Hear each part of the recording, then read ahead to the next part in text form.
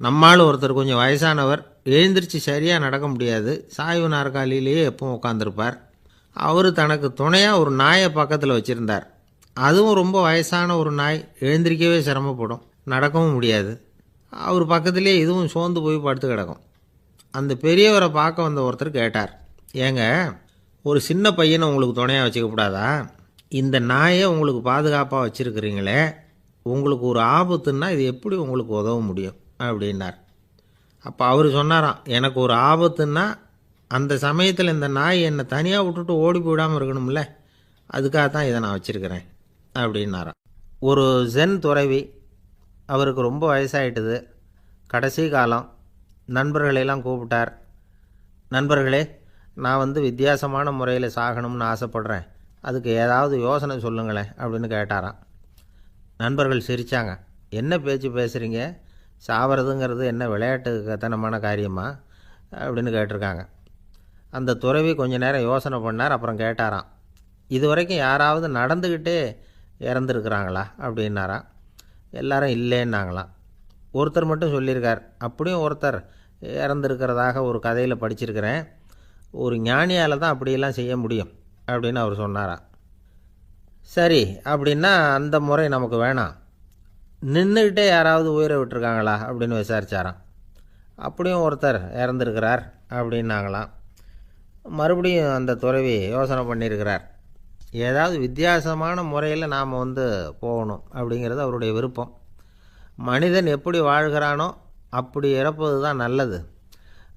சரி, யாராவது தலைகீழாக யோகம் செய்யும் நிலையில் இறந்துருக்கிறாங்களா அப்படின்னு விசாரித்தாராம். நண்பர்கள் சிரித்தாங்க. தலைகீழாக நின்னபடி இறந்ததாக நாங்கள் கேள்விப்பட்டதே இல்லை, அது முடியாத காரியம் அப்படின்ட்டுருக்காங்க. இப்போ அந்த துறவிக்கு திடீர்னு உற்சாகம் வந்துட்டுது. உடனே எழுந்திரிச்சார், தலைகீழாக நின்னார், அப்படியே உயிரை விட்டுட்டார். அவ்வளோதான். அந்த மடாலயத்தில் ஒரே குழப்பம், எப்படி அவரை கீழே இறக்கி படுக்க வைக்கிறது அப்படின்னு புரியல. இப்படி உயிர் விடுறதை பற்றி அவங்க இது வரைக்கும் கேள்விப்பட்டதும் இல்லை. உண்மையிலேயே இவர் இறந்து தான் போனாராங்கிறதும் தெரியல.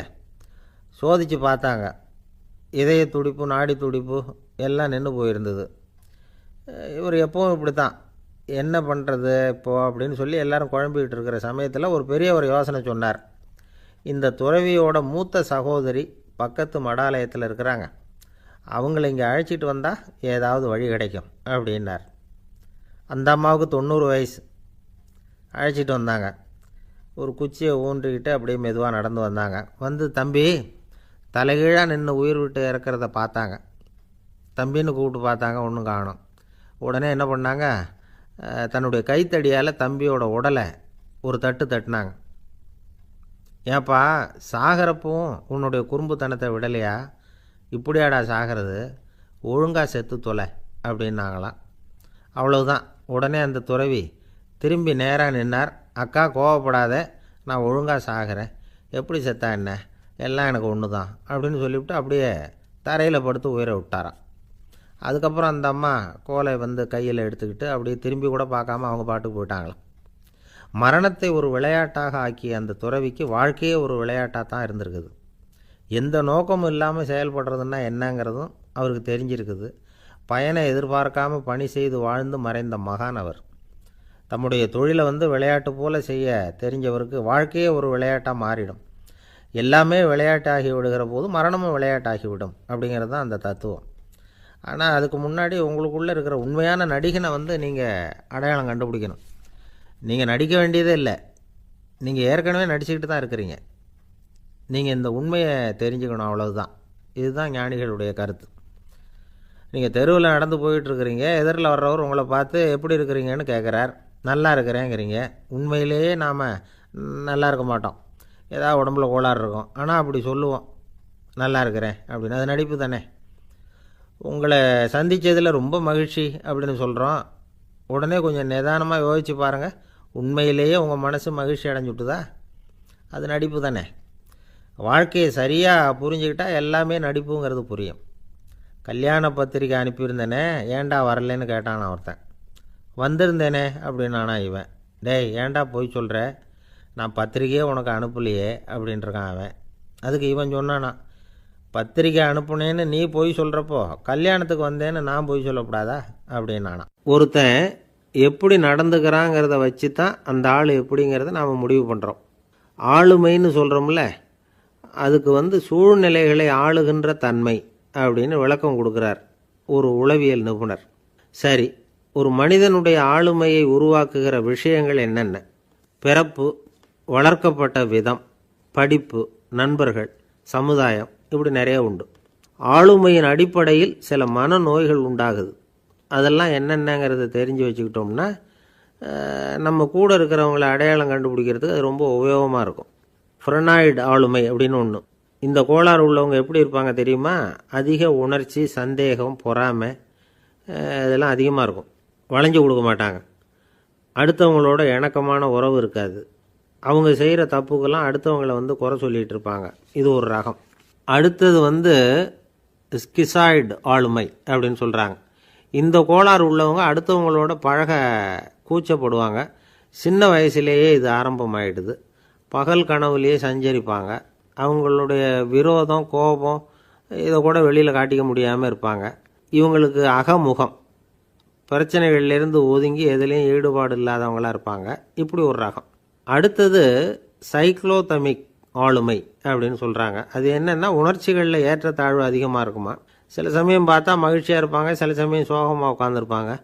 அவங்க மனநிலைக்கு தகுந்த மாதிரி சமூக நிகழ்ச்சிகளில் பங்கெடுத்துக்குவாங்க. இன்னொரு வகை என்னென்னா எண்ணப்பீடிகை ஆளுமை அப்படின்னு பேர் வச்சுருக்கிறாங்க. அதுக்கு இவங்களுக்கெல்லாம் கரெக்டாக இருக்கணும். எல்லாம் சட்டத்திட்டம் எதுலேயும் ஒரு ஒழுங்குமுறை, இப்படி எதிர்பார்க்குற மனோபாவம். இவங்க எதிர்பார்ப்புக்கும் வரன்முறைக்கும் மற்றவங்க கட்டுப்படணும்னு நினைப்பாங்க. இந்த நிலைமை நீடித்தா என்ன ஆகும் தெரியுமா? அலைக்கழிக்கிற எண்ணங்கள் திரும்ப திரும்ப ஒரே செயலை செய்ய தூண்டுற மன தளர்ச்சிக்கு ஆளாயிடுறாங்க. அடுத்தது ஹிஸ்டீரியா ஆளுமை. சின்ன விஷயத்தையெல்லாம் பெருசுப்படுத்தி நாடகமாக்குற நடிகர்கள் இவங்க. உணர்ச்சி அதிகம் உள்ளவங்க. இவங்க மன எழுச்சியில் பக்குவமின்மை, குழந்தைத்தனம், முதிர்ச்சியின்மை எல்லாம் இருக்கும். தன்னலம் மிக்க குணம்.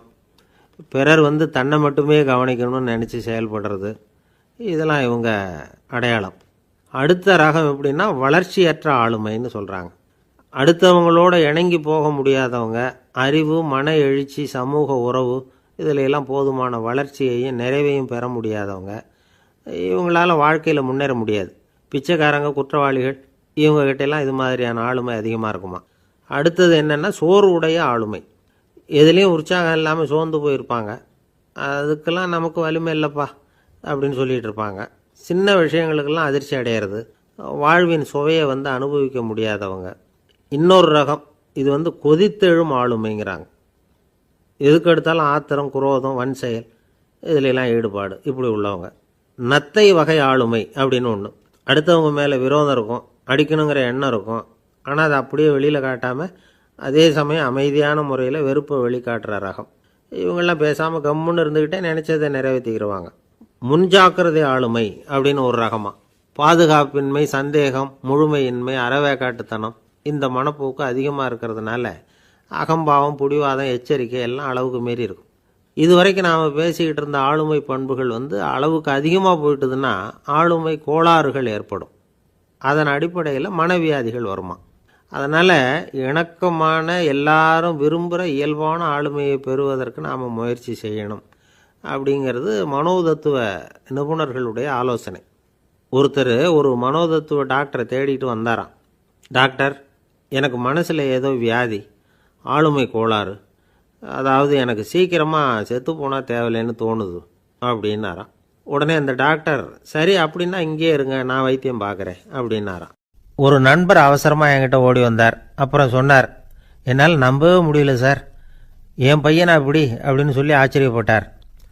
உங்கள் பையன் அப்படி என்ன தான் செஞ்சுட்டான் அப்படின்னு கேட்டேன். என்னால் முடியாத ஒரு காரியத்தை அவன் செஞ்சுட்டான் சார் அப்படின்னார். அது என்னன்னு தான் சொல்லுங்களேன். என்ன, 5வது வகுப்பில் அவன் ஒரே தடவையில் தேறிட்டான் சார், அதாவது ஒரே அட்டம்ப்டில் பாஸ் ஆகிருக்கான் அப்படின்னார் மூச்சு வாங்க. கஷ்டப்பட்டு பரீட்சை எழுதுனது அவன், இவருக்கு ஏன் மூச்சு வாங்குது? நம்மால் செய்ய முடியாத ஒரு காரியத்தை இன்னொருத்தர் செய்யும் பொழுது அது நமக்கு ஆச்சரியமாக இருக்குது. சர்க்கஸ் பார்க்குறோம், ஒருத்தர் அந்த இடத்துல தொங்குறார், அது நமக்கு ஆச்சரியம். ஏன்னா அது நம்மால் முடியாத காரியம். நம்மால் முடியாத ஒன்றை அடுத்தவர் எளிதாக செய்யும் பொழுது நாம் மருள்வது இயற்கை. இதை தான் தொல்காப்பியம் மருட்கை அப்படின்னு சொல்லுது. இந்த வியப்பு இருக்குதே, இது 4 வகையில் ஏற்படுறதாக தொல்காப்பியம் சொல்லுது. அது என்ன 4 வகை? முதல் வகை எப்படின்னா புதுமையான அரிய செயல்களை செய்கிறது. 2வது வகை என்னென்னா பெரும் செயல்களை செய்கிறது. 3வது வகை என்னென்னா மிக நுட்பமான செயல்களை செய்கிறது. 4வது வகை என்னென்னா ஆக்கம் தரும் செயல்களை செய்கிறது. புதுமை, பெருமை, சிறுமை, ஆக்கமோடு மதினம் சாலா மருட்கை நான்கே அப்படிங்கிறது தொல்காப்பியம். இன்றைக்கி விஞ்ஞானம் புதுசு புதுசாக எதையோ கண்டுபிடிக்குது. ஆரம்பத்தில் அது ஆச்சரியமாக இருக்குது, அப்புறம் அது நமக்கு பழகி போடுது. வானொலி பெட்டி புதுசாக வந்தப்போ ஒரு பெட்டி பேசுதுங்கிறது எவ்வளோ பெரிய ஆச்சரியம். இப்போ யாரும் அதை ஆச்சரியமாக பார்க்குறதில்ல. மதினம் சாலா மருட்கை அப்படின்னு ஒரு சொற்றொடர் வருது பாருங்கள். அதில் கருத்தாழம் உண்டு. எதை பற்றியும் போதுமான அளவு புரிந்து கொள்ளாத போது ஒருத்தர் ஆச்சரியப்படுறார். புரிந்து கொண்ட பிறகு ஆச்சரியம் மறைஞ்சு போடுது. மிக நுட்பமான செயல்களும் நம்ம ஆச்சரியப்பட வைக்கும்.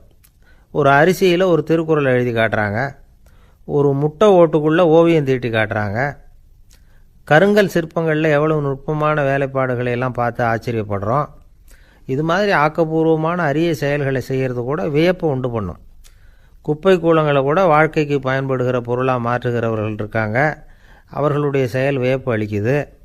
இடைக்காட்டு சித்தர் பாடின மூவடி 30ங்கிற நூலில் வர்ற ஒரு பாடல், ஆற்றல் பிறர் அறிதலின் அகம் கிளர்வு உறுதலின் கற்று அறி பாணர் கெழுமிய கோடலின் தோற்றம் உருகவே போற்றல் சால் வியப்பே. ஒருத்தருடைய ஆற்றல் தெரியாமல் இருந்தது, அவருடைய அரிய செயலை பார்க்கும் பொழுது வியப்பாக இருந்தது, மனசுக்குள்ள கிளர்ச்சி. பாவலர்கள் இவர்களுடைய புகழை பாடி மற்றவர்களும் தெரிந்து கொள்ளுமாறு செய்கிறார்கள் அப்படிங்கிறது தான் ஒரு யதார்த்தமான உண்மை. ஆக எல்லா வகையிலும் மக்கள் தங்களுடைய வாழ்க்கையில் முன்னேறுவதற்கான வழிகாட்டுகிற ஒரு மெய்ப்பாடு தான் வியப்புங்கிறது.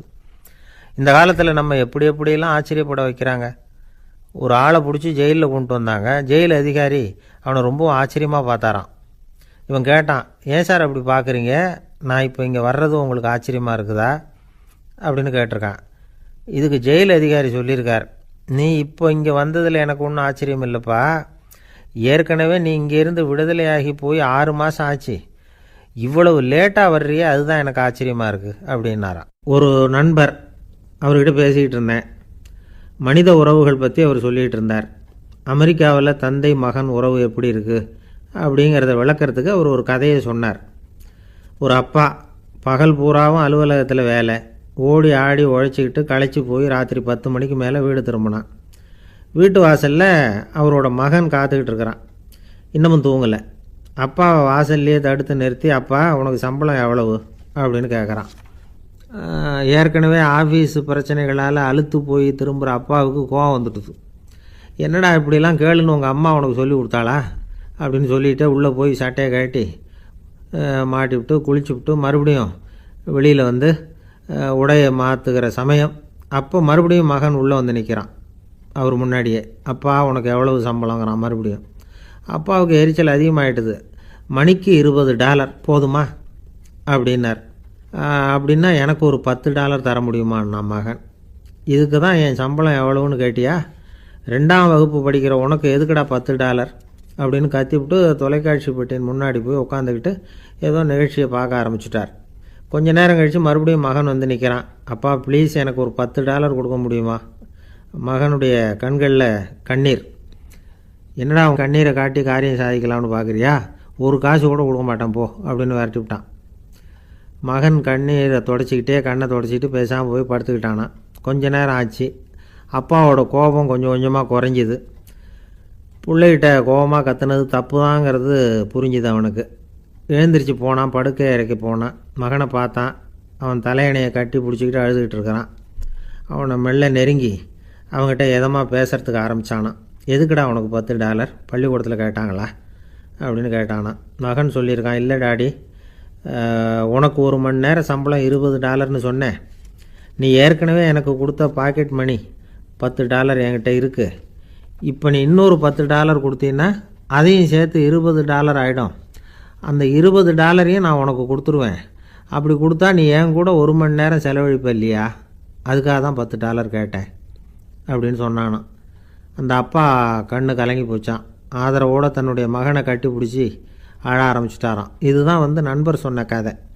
அமெரிக்கா மட்டும் இல்லை, உலகம் பூராவும் இன்றைக்கி மனித உறவுகள் இப்படி தான் மாறிட்டு இருக்கு. பெரியவர்கள் அறிவுரை என்ன தெரியுமா? உங்கள் குழந்தைகளிடமிருந்து குழந்தை பருவத்தை பிரித்து விடாதீர்கள் அப்படிங்கிறது தான். அதாவது இன்றைய குழந்தைகள் தங்கள் பிருந்தாவனத்தை இழந்து விடுகிறார்கள் அப்படிங்கிறது அவங்களுடைய கருத்து. இந்த நிலைக்கு நாம் காரணமாக இருந்துடக்கூடாது.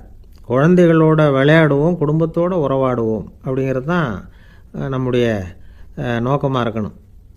இன்றைய உறவு முறைக்கு இன்னொரு உதாரணம் சொல்லுவாங்க. ஒருத்தர் வந்தாராம், அவர் பக்கத்தில் ஒரு சின்ன பையன். நாம் அவரை விசாரிக்கிறோம், யார் இந்த பையன் அப்படின்னா அவர் சொல்கிறார், இவன் எனக்கு தூரத்து உறவு அப்படின்னாராம். இந்த தூரத்து உறவுன்னா எப்படின்னு இருக்கான். இதுக்கு அவன் சொல்லியிருக்கிறான், இவன் எங்கள் அப்பாவுக்கு 8வது புள்ள அப்படின்னானான். ஒரு குரு, இளம் சீடர்கள் எதிரில் உட்காந்துருக்கிறாங்க. குரு பாடம் நடத்திக்கிட்டு இருக்கிறார். சீடர்களுக்கு ஒரு ஆசை, அதாவது ஒரு முக்கியமான மந்திரத்தை நம்ம குருநாதர்கிட்ட இருந்து கற்றுக்கணும் அப்படிங்கிறது அவங்க ஆசை. அது என்ன மந்திரம்னா, இறந்தவரை உயிர்ப்பிக்கக்கூடிய புனித மந்திரம். அதாவது செத்தவங்களுக்கு மீண்டும் உயிர் உண்டாக்குகிற மந்திரம். குருவே, தயவு பண்ணி அந்த மந்திரத்தை எங்களுக்கு உபதேசிக்கணும் அப்படின்னு கேட்டாங்க. அது ரொம்ப ஆபத்தானது, அது என்னத்துக்கு உங்களுக்கு வேண்டாமேன்னாராம் குரு. எங்களுடைய நம்பிக்கை உறுதிப்படுறதுக்காகத்தான் கேட்குறோம், வேற ஒன்றும் இல்லை அப்படின்னாங்களாம் சீடர்கள். பக்குவப்படாத அறிவுங்கிறது ரொம்ப ஆபத்தானது அப்படின்னாராம் குரு. இது சீடர்களுக்கு புரியல. அது எப்படிங்க பக்குவப்படாத அறிவு ஆபத்தானதுன்னு சொல்கிறீங்க, அப்படின்னா என்ன அப்படின்னு கேட்டிருக்காங்க சீடர்கள். குரு அதுக்கு விளக்கம் கொடுத்தாராம். அந்த மந்திரத்தை எப்போ பயன்படுத்தணுங்கிறது முக்கியம். அதை அறியக்கூடிய ஞானம் ஏற்படுகிற வரைக்கும் அதை தெரிஞ்சுக்காமல் இருக்கிறது தான் நல்லது, இல்லைன்னா ஆபத்துன்னாராம். ஆனால் அந்த சீடர்கள் அதை கேட்குற மாதிரி இல்லை, ரொம்ப பிடிவாதம் பண்ண ஆரம்பிச்சிட்டாங்க. சரி வாங்க சொல்கிறேன்னார் குரு. எல்லாரும் வந்தாங்க. அந்த புனித மந்திரத்தை அவங்களுக்கு ரகசியமாக உபதேசம் பண்ணார். உபதேசம் பண்ணிவிட்டு அவங்களுக்கு எச்சரிக்கையும் கொடுத்தார். இந்த மந்திரத்தை நல்லா ஆராய்ச்சி பார்த்ததுக்கு அப்புறம்தான் உச்சரிக்கணும், அவசரப்பட்டு எதுவும் செஞ்சிடக்கூடாது அப்படின்னு ஒரு தடவைக்கு பல தடவை எச்சரிக்கை கொடுத்தார். சரின்னு சொல்லிவிட்டு அவங்கெல்லாம் மந்திரத்தை கற்றுக்கிட்டு எழுந்திரிச்சு போயிட்டாங்க. ஒரு நாள் அந்த சீடர்கள் எல்லாம் மணற்பாங்கான இடத்துல அப்படியே நடந்து போயிட்டுருக்கிறாங்க. ஒரு பாலைவன பகுதி மாதிரி ஒரு இடம். அங்கே ஒரு இடத்துல எலும்புகள் குவியலாக கிடந்தது. உடனே இந்த சீடர்கள் முன்ன பின்ன யோசிக்காமல், தியானமும் பண்ணாமல், அந்த மந்திரத்தோட பயனை சோதித்து பார்க்கணும் அப்படின்னு நினச்சிக்கிட்டு அந்த மந்திரத்தை உச்சரிக்க ஆரம்பிச்சிட்டாங்க. அவ்வளோதான். உடனே என்னாச்சு தெரியுமா? அந்த எலும்புகள் எல்லாம் ஓநாய்களாக மாறி அவங்கள துரத்த ஆரம்பிச்சுட்டுது. சீடர்கள் எல்லாம் தலைதெறிக்க ஓட ஆரம்பிச்சிட்டாங்க. ஓநாய்களும் விடலை, அவங்கள துரத்தி பிடிச்சி கடித்து கொதற ஆரம்பிச்சுட்டுது. அப்போ தான் அந்த சீடர்களுக்கு குரு சொன்ன அறிவுரையோட அர்த்தம் புரிஞ்சுது. பக்குவப்படாத அறிவு ஆபத்தானது அப்படிங்கிறது. அதனால் இதிலேருந்து நாம் தெரிஞ்சுக்க வேண்டியது என்னென்னா, நாம் நம்ம அறிவை வளர்த்துக்கிட்டால் மட்டும் போதாது, அந்த அறிவை எப்போ எப்படி பயன்படுத்தணும் அப்படிங்கிற பக்குவமும் நமக்கு வரணும். அப்போ தான் வாழ்க்கை நல்லபடியாக அமையும், இல்லைன்னா இடைஞ்சல் தான். இந்த காலத்தில் சில சின்ன பிள்ளைங்களுக்கே அறிவு ரொம்ப பக்குவப்பட்டிருக்குங்கிறத உணர முடியுது. ஒரு சின்ன பையன் பள்ளிக்கூடத்தில் மார்க் லிஸ்ட் கொடுத்தாங்க, வாங்கிக்கிட்டு அவசரமாக வீட்டுக்கு ஓடினான். எதிரில் வந்த ஒருத்தர் கேட்டார், என்ன அவசரம், ஏன் இப்படி வேகமாக ஓடுறேன்னார். எங்கள் அம்மாக்கிட்ட அடி வாங்கணும், அதுக்காக தான் ஓடுறேன்னா. அடி வாங்கிறதுக்காக இவ்வளவு அவசரம்னார் அவர். அப்படி இல்லைங்க, நான் போகிறதுக்குள்ளே எங்கள் அப்பா வீட்டுக்கு வந்துட்டாருன்னா அவர்கிட்ட அடி வாங்க வேண்டியிருக்கும், அதை அவாய்ட் பண்ணுறதுக்காக இப்படி ஓடுறேன் அப்படின்னு நானா அந்த பையன். ஒரு காடு, அங்கே புத்தர் அவர் பாட்டுக்கு நடந்து போய்கிட்டே இருக்கிறார். அவருக்கு பின்னாடி ஒரு குரங்கு, அதுவும் தொடர்ந்து வந்துக்கிட்டே இருக்குது. புத்தர் திரும்பி பார்த்தார். குரங்கு அப்படியே குதித்து உயர எழும்பி ஒரு கிளையில் போய் உக்காந்துது. ஏன் இப்படி பண்ணுறேன்னு கேட்டார் புத்தர். என்னை சாதாரணமாக நினைக்க வேணாம், நான் மகாமந்தி, என்னால் எல்லாம் முடியும், முடியாதுங்கிற வார்த்தையே என்னுடைய அகராதியில் கிடையாது, என்ன வேணும்னாலும் செய்வேன் அப்படின்னுது. அப்படின்னா ஒரு பந்தயம் வச்சுக்கலாமான்னார் இவர். ஓ வச்சுக்கலாமேன்னுது. வேற ஒன்றும் இல்லை, இப்போ நீ மேலே எழும்பி அந்த கிளையில் உட்காந்தது மாதிரி அங்கேருந்து தாவி என் உள்ளங்கையில் உட்காரணும், அவ்வளவுதான் அப்படின்னார். அப்படி உட்காந்துட்டா என்ன பரிசு அப்படின்னு கேட்டது அது. சொர்க்கத்தில் இருக்கிற மாமன்னன் மரகத சக்கரவர்த்தியை என்னோட இருக்கும்படியாக கூப்பிட்டுக்கிறேன். அந்த சமயத்தில் அவருடைய அரியணை அங்கே காலியாகிடும், நீ அதில் போய் உட்காந்துக்கலாம். பந்தயத்தில் தோத்துட்டா ஒரு கல்ப காலம் இந்த பூமியில் வாழ வேண்டியிருக்கும். அதுக்கு பிறகு தான் என்கிட்ட வர முடியும். என்ன சொல்கிற அப்படின்னார். குரங்குக்கு தாவறது ஒரு பெரிய காரியமா? இது எனக்கு ரொம்ப சாதாரண விஷயம். என்ன இப்போவே தாவட்டுமா அப்படின்னுது. சரின்னு சொல்லி உள்ளங்கையை நீட்டினார். அவருடைய கை தாமரை இலை அளவுக்கு அப்படியே விரிஞ்சுது. குரங்கு சௌகரியமாக வந்து உட்கார்றதுக்காக. குரங்கு தாவறதுக்கு தயாராச்சு. அதுக்கு முன்னாடி ஒரு சின்ன யோசனை அதுக்கு. இந்த கிளையிலேருந்து அந்த கைக்கு தாவறது எனக்கு ரொம்ப அற்பமான ஒரு வேலை. இது ரொம்ப சாதாரணம். என்னுடைய கௌரவத்துக்கு இது சரியாக இருக்காது. அதனால் நான் என்ன பண்ண போகிறேன்னா, இங்கேருந்து கிளையிலேருந்து அப்படியே உயர எழும்ப போகிறேன். எழும்பி மேல் உலகம் போய் அங்கே ஒரு சுற்றிவிட்டு அதுக்கப்புறம் அங்கேருந்து நேராக வந்து இந்த கையில் உட்கார போகிறேன் அப்படின்னு நினச்சிது. என்ன யோசிக்கிற அப்படின்னார் புத்தர். ஒன்றும் இல்லை, இந்த பாயிரம் பார் அப்படின்னு சொல்லி தாவி உயர போயிட்டுது. கொஞ்ச நேரத்தில் வான உலகத்துக்கே போய் சேர்ந்துட்டுது. அங்கே போய் பார்த்தா அங்கே ஒரு 5 பளிங்கு தூண்கள் இளம் சிவப்பு நிறத்தில் நின்றுக்கிட்டு இருக்குது. குரங்கு நினச்சிக்கிட்டது, புத்தர்கிட்ட போய் இந்த பளிங்கு தூண்களை பார்த்தோம்னு சொன்னால் அப்படியே திகைச்சு போயிடுவார். இந்த தூணில் ஏதாவது அடையாளம் செஞ்சுட்டு போகணும் அப்படின்னு அந்த இடத்துல மிதந்துக்கிட்டே நினச்சிது. உடனே ஒரு தூணில் எழுதிச்சு. என்ன எழுதிச்சுன்னா, ஒரு மகா ஞானி இங்கே வந்துட்டு போகிறார் அப்படின்னு எழுதிச்சு.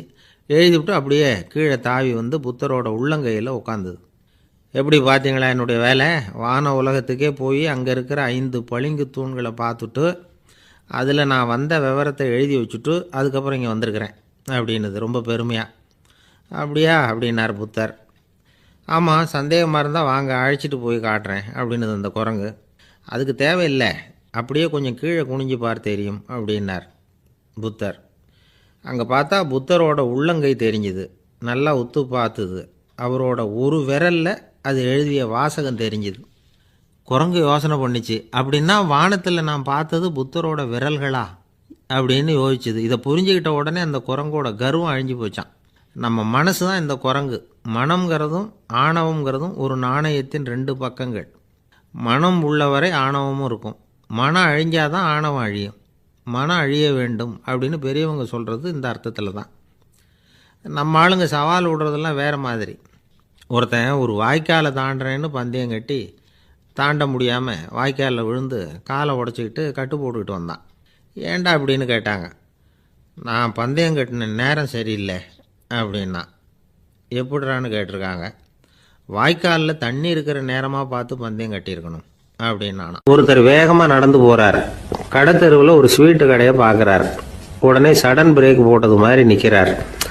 ஒரு ஸ்வீட் வாங்கி சாப்பிட்லாமேன்னு மனசு சொல்லுது. டாக்டர் வேணாம்னு சொல்லியிருக்கிறார், உடம்புக்கு ஒத்துக்காது, அதனால் அது வேணாம்னு சொல்லுது அறிவு. இவர் மனசு சொல்கிறத கேட்கல, அறிவு சொல்கிறபடி கேட்குறார். அதனால் மறுபடியும் வேகமாக அங்கேருந்து நடந்து போயிடுறார். அவர் நல்ல மனுஷன். மனுஷனுக்கு அறிவும் இருக்குது, உணர்ச்சியும் இருக்குது. எதுக்கு எடுத்தாலும் உணர்ச்சி வசப்பட்டுக்கிட்டு இருக்கக்கூடாது. அறிவு வசத்தில் நாம் இருக்கணும். அப்போ தான் நாம் நல்லபடியாக வாழ முடியும். இல்லைன்னா அவஸ்தை தான். மகாபாரதத்தில் சந்தனுன்னு சொல்லி ஒரு அரசன் வர்றான். அவன் ஒரு சமயம் அறிவு வசப்படாமல் உணர்ச்சி வசப்படுறான். அதாவது ஒரு நாள் கங்கை கரையில் ஒரு அழகான பொண்ணை பார்க்குறான். இவனுடைய மனசு அவகிட்ட போயிடுது. அவளை வந்து கல்யாணம் பண்ணிக்கிறதுக்கு ஆசைப்படுறான். அந்த பொண்ணு சரின்னு சம்மதிக்கிறா. ஆனால் ஒரு நிபந்தனை போடுறா. அந்த நிபந்தனைக்கு சம்மதம்னு சொன்னாதான் உன்னை கல்யாணம் பண்ணிக்குவேன்னு சொல்றா. சரி, அவ போட்ட நிபந்தனை என்ன தெரியுமா? இது மாதிரி நான் உங்க மனசு புண்படுற மாதிரி எந்த காரியம் பண்ணாலும் நீங்க என்ன ஏன்னு கேட்கக்கூடாது. நான் செய்யற காரியத்தை தடுக்கவும் கூடாது. அப்படி நீங்க செஞ்சா அடுத்த கணமே நான் உங்களை பிரிஞ்சு போயிடுவேன். இதுதான் அந்த பொண்ணு போட்ட நிபந்தனை. சந்தன அரசன் இந்த நிபந்தனையை வந்து ஒத்துக்கலாமா? இதை அறிவுபூர்வமா யோசிச்சிருந்தா இதுக்கு கட்டுப்பட்டுக்க மாட்டான். இந்த நிபந்தனைக்கு நான் சம்மதிக்க மாட்டேன்னு தான் சொல்லியிருக்கணும். ஆனால் அவன் அந்த நேரத்தில் உணர்ச்சி வசத்தில் இருந்தான். அதனால நீ என்ன சொன்னாலும் சரின்னு ஒத்துக்கிட்டான். அப்புறம் கல்யாணம் பண்ணிக்கிட்டான். இதனால என்ன ஆச்சு? 7 பச்சை இளம் குழந்தைகளை பிறந்த உடனே அவன் கங்கையில் தூக்கி எறிஞ்சி கொல்லக்கூடிய கோர காட்சியை இவன் ஒன்று பின்னாடி ஒன்றா பார்க்க வேண்டியதாக போச்சு. கடைசியில் 8வது குழந்தை பிறந்ததுன்னா அவனுடைய அறிவு மேலோங்குது. அந்த கொடிய செயலை தடுத்து நிறுத்துறான். அந்த 8வது குழந்தை தான் பின்னாடி பீஷ்மர் ஆகிறார். ஒரு பக்தி பிரசங்கத்தில் ஒரு பேச்சாளர் இந்த விஷயத்தை சொல்லிவிட்டு இன்னொரு விஷயமும் சொன்னார். அது என்னன்னா, சந்தனும் மன்னன் அறிவுக்கும் உணர்ச்சிக்கும் நடுவில் அகப்பட்டு தவிச்சதுனால அவன் வம்சத்தில் வந்த கௌரவர்கள் வந்து உணர்ச்சி வசப்பட்டாங்க, பாண்டவர்கள் வந்து அறிவு வசப்பட்டாங்க அப்படின்னு சொன்னார். மனுஷனுக்கு உணர்ச்சியை விட அறிவு மேலோங்கி இருக்கணுங்கிறது சரிதான். ஆனால் அந்த அறிவை வந்து எப்படி உபயோகப்படுத்துறோங்கிறது முக்கியம். ஒருத்தர் சொன்னார், சார் இன்னைக்கு கோயம்புத்தூர்ல ஒரு கல்யாணம், அதுக்கு நான் போக முடியலேன்னு நினைக்கும் பொழுது மனசுக்கு ரொம்ப வருத்தமாக இருக்குது சார் அப்படின்னார். ரொம்ப உணர்ச்சி வசப்பட்டார். அதுக்காக கவலைப்படாதீங்க சார், ஒரு வாழ்த்து தந்தி கொடுத்துருங்களேன் அப்படின்னார் இன்னொருத்தர். அது எப்படி சார் முடியும்னார் அவர். நான் தானே சார் கல்யாண மாப்பிள்ளை அப்படிங்கிறார் அந்த ஆள். காசியில் இருக்கிற கடவுள் காசி விஸ்வநாதர், அங்கே இருக்கிற தேவி காசி விசாலாட்சி. இவங்க ரெண்டு பேரும் ஒரு நாள் பேசிக்கிட்டு இருந்தப்போ கடவுள் சொன்னார், இந்த மனிதர்களை நாம் ரொம்பவும் நம்பிக்கையோடு தான் படைச்சிருக்கிறோம், இருந்தாலும் அவங்களுக்கு தான் நம்பிக்கை இல்லை, எதுலேயும் ஒரு உண்மையான நம்பிக்கை இல்லாமல் வாழ்ந்துக்கிட்டு இருக்கிறாங்க அப்படின்னார். என்ன அப்படி சொல்கிறீங்க? அதோ பாருங்கள், எவ்வளவு பேர் காசியை தேடிட்டு வந்து கங்கையில் குளிச்சுக்கிட்டு இருக்கிறாங்க, அவங்களெலாம் நம்பிக்கை இல்லைன்னா இவ்வளவு தூரம் தேடிட்டு வந்து இங்கே குளிப்பாங்களா அப்படின்னு நாங்கள் தேவி. சரி, அதை சோதித்து பார்க்கலாம் அப்படின்னு ரெண்டு பேரும் முடிவு பண்ணிக்கிட்டாங்க. உடனே ஒரு திட்டம் போட்டாங்க. அது எப்படின்னா, நாம் ரெண்டு பேருமே பக்தர்கள் மாதிரி உருவத்தை மாற்றிக்கிட்டு கங்கை கரைக்கு போக வேண்டியது. நான் வந்து கங்கையில் இறங்கி குளிக்கிறேன், கொஞ்ச நேரத்தில் சுழலில் மாட்டிக்கிட்டது மாதிரி நடிக்கிறேன். நீ உடனே கரையிலிருந்து சத்தம் போடும், என்னோடய வீட்டுக்காரரை யாராவது காப்பாற்றுங்களேன்னு சத்தம் போடும். அதோடு இன்னொன்று சொல்லு, யாராவது ஒரு புண்ணிய ஆத்மா அவர்கிட்ட போய் அவருடைய முடியை பிடிச்சி இழுக்கணும், அப்படி ஒரு சாபம் இருக்குது எங்களுக்கு. புண்ணிய ஆத்மா, அதாவது எந்த பாவமும் செய்யாத இல்லாத ஒருத்தர் தான் அவரை காப்பாற்ற முடியும். அப்படிப்பட்டவங்க யாராவது வெள்ளத்தில் குதித்து என்னுடைய கணவரை காப்பாற்றுங்கோ அப்படின்னு நீ சத்தம் போடு, கூச்சல் போடு, என்ன நடக்குதுன்னு பார்க்கலாம் அப்படின்னார் கடவுள். சரின்னு சொல்லி ரெண்டு பேருமா சாதாரண பக்தர்கள் மாதிரி கங்கை கரைக்கு வந்து சேர்ந்தாங்க. அவர் இறங்கி குளித்தார். திட்டம் போட்டது மாதிரியே சுழலில் மாட்டிக்கிட்டது மாதிரி கத்துனார்.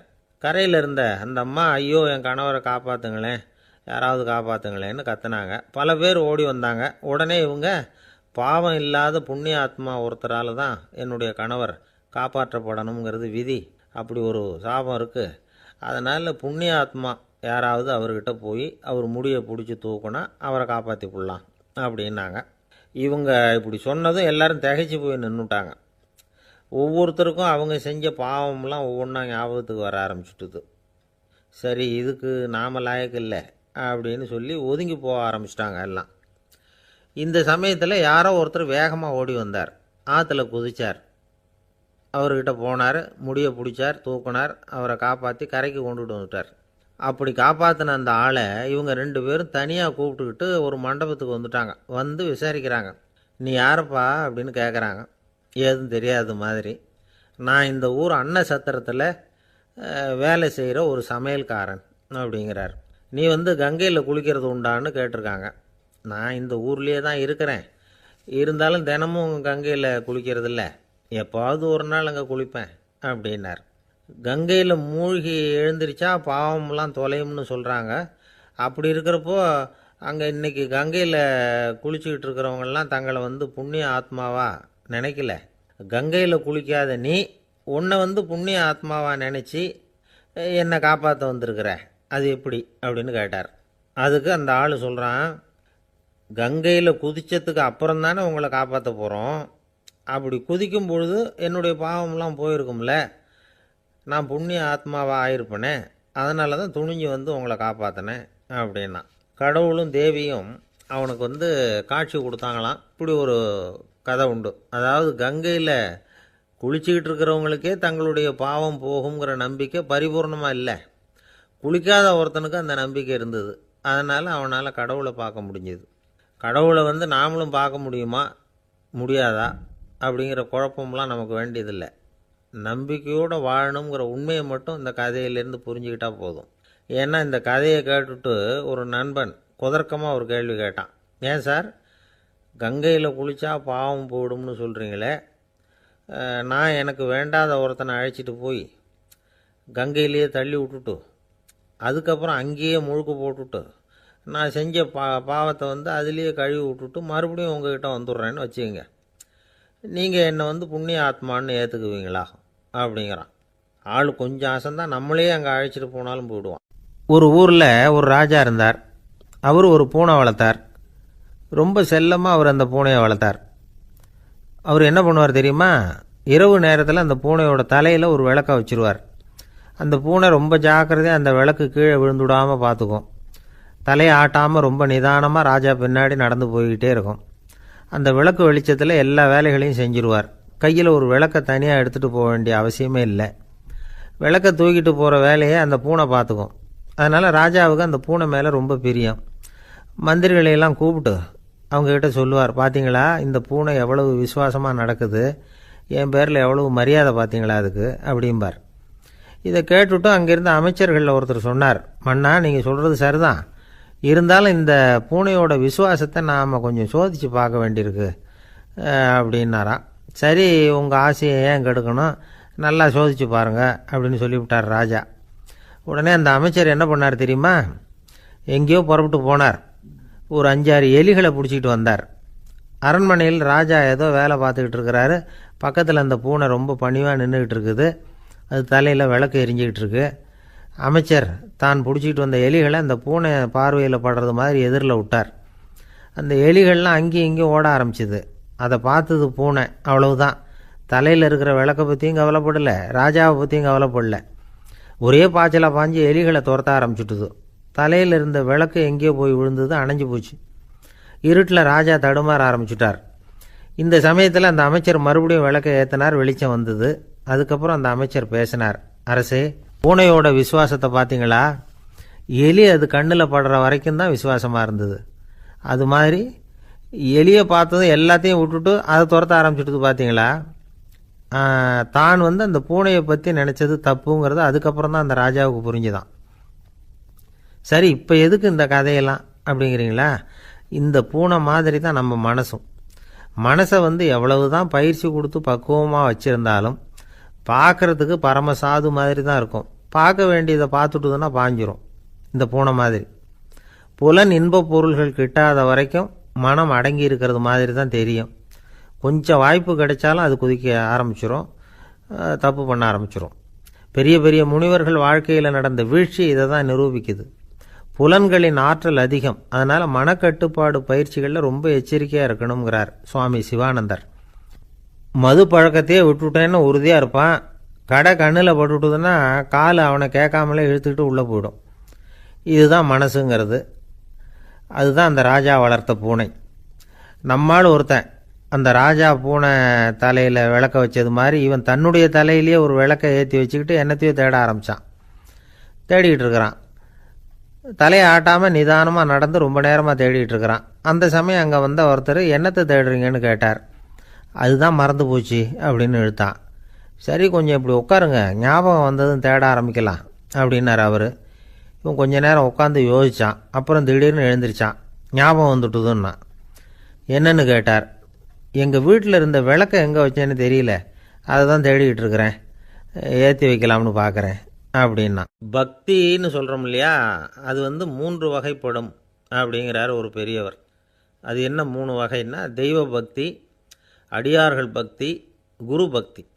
அடியார் பக்தியை விட தெய்வ பக்தியை விட குரு பக்தி தான் ரொம்பவும் சிறந்ததுங்கிறார் அவர். தெய்வத்துக்கிட்ட செஞ்ச பாவம் குருநாதர்கிட்ட தீர்ந்துருமா, குருநாதர்கிட்ட செஞ்ச பாவம் தெய்வத்துக்கிட்ட போனாலும் தீராதான். இப்படி பெரியவங்கள்லாம் சொல்லி வச்சுருக்கிறாங்க. ஒரு காடு, அங்கே அயோத தௌமியர் அப்படின்னு ஒரு தபோதனர். அவர் பல மாணவர்களை ஒன்றா சேர்த்து ஒரு குருகுலம் நடத்திக்கிட்டு இருக்கிறார். பல தரப்பட்டவங்க, பல திறப்பட்டவங்க மாணவர்கள் அதில் சேர்ந்து படிச்சுக்கிட்டு இருக்கிறாங்க. பாஞ்சால ராஜகுமாரன் ஒருத்தனும் அந்த குருகுலத்தில் சேர்ந்து படிச்சுக்கிட்டு இருக்கிறான். அவன் பேர் ஆருணி. பெரிய இடத்து புள்ள, இருந்தாலும் படுப்பில் ரொம்ப கெட்டிக்காரனாக இருந்தான். அவன் தான் அங்கே முதல் மாணவன். ஒரு நாள் குருநாதர் அந்த அரசகுமாரனை கூப்பிட்டார். நம்ம குருகுலத்துக்கு சொந்தமான வயலில் தண்ணீர் பெருகி வெள்ளம் பயிரை அழிக்குதான், அதனால் நீ போய் மடையை அடைச்சிட்டு வந்துடும் அப்படின்னார். அந்த அரசகுமாரன் உடனே புறப்பட்டான். குருநாதர் சொல்லிட்டார்ல, உடனே புறப்பட்டான். நான் பெரிய இடத்து பிள்ளையாச்சே, ராஜகுமாரனாச்சே, ரொம்ப செல்வாக்கூட வளர்ந்தவனாச்சே, நான் போய் வயலில் இறங்கி வேலை செய்கிறதா அப்படின்னுலாம் அவன் நினைக்கல. குருநாதர் கட்டளையை நிறைவேற்ற வேண்டியது நம்ம கடமை அப்படின்னு நினச்சான். உடனே ஒரு மண்வெட்டியை தூக்கி தோளில் வச்சுக்கிட்டு புறப்பட்டு போயிட்டான். வயலுக்கு போனான். பார்த்தான், தண்ணி கரையை உடச்சிக்கிட்டு வயலுக்குள்ளே ஏகமாக பாஞ்சிக்கிட்டு இருக்குது. இவன் மண்வெட்டியால் களிமண்ணை புல்லோடு சேர்த்து புல் பற்ற மாதிரி வெட்டி வெட்டி போட்டான். இருந்தாலும் மடையை அடைக்க முடியல. தண்ணி அதை மீறி வந்துக்கிட்டே இருக்குது. தண்ணி வேகமாக வயலுக்குள்ளே போய்கிட்டே இருக்குது. போடுற பத்தையெல்லாம் கரைஞ்சி கரைஞ்சி போயிட்டுருக்கு. இருந்தாலும் இவன் தன்னுடைய முயற்சியை கைவிடலை. வெட்டி வெட்டி போட்டுக்கிட்டே இருக்கிறான். காலையில் அங்கே போனவன் சாயந்தரம் வரைக்கும் இப்படி செஞ்சுக்கிட்டு இருக்கிறான். உடம்பும் மனசும் ரொம்பவும் சோர்ந்து போச்சு. இருந்தாலும் குருநாதர் இட்ட கட்டளையை நிறைவேற்றாமல் இருக்கிறோமேங்கிற ஒரு குறை அவனுக்கு இருக்குது. குரு கட்டளையை நிறைவேற்றாத நான் இன்னமும் இருக்கணுமா அப்படின்னு யோசனை பண்ண ஆரம்பிச்சிட்டான். என்ன செய்யலாம்னு பார்த்தான். நம்ம குருநாதர் இட்ட பணிக்காக இந்த உடம்பையே தியாகம் பண்ணலாம் அப்படின்னு முடிவு பண்ணான். தண்ணி பாயுதில் அதுக்கு குறுக்க விழுந்து அப்படியே மடையை அடைச்சிக்கிட்டு அப்படியே படுத்துட்டான். இது மற்றவங்களுக்கு தெரியாது.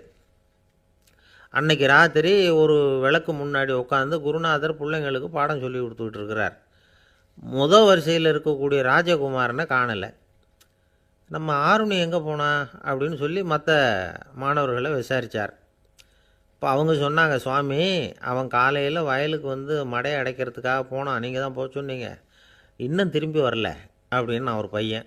குருநாதர் உடனே ஒரு தீவெட்டி எடுத்துக்கிட்டு மாணவர்களை அழைச்சிக்கிட்டு வயலுக்கு போனார். அங்கே போய் பார்த்தா ஆளை காணும். ஆருணி ஆருணின்னு சொல்லி சத்தம் போட்டு கூப்பிட்டு பார்க்குறார். நான் இங்கே இருக்கேன் குருநாதா அப்படின்னு காலுக்கு அடியிலேருந்து ஒரு சத்தம் வருது. குனிஞ்சு பார்த்தா அவன் மடையில் படுத்துருக்குறான். என்னப்பா இதுன்னார். காலையிலேருந்து இந்த மடையை அடைச்சி பார்த்தேன் சுவாமி, முடியல, அதனால் இப்படி குறுக்க படுத்துட்டேன்.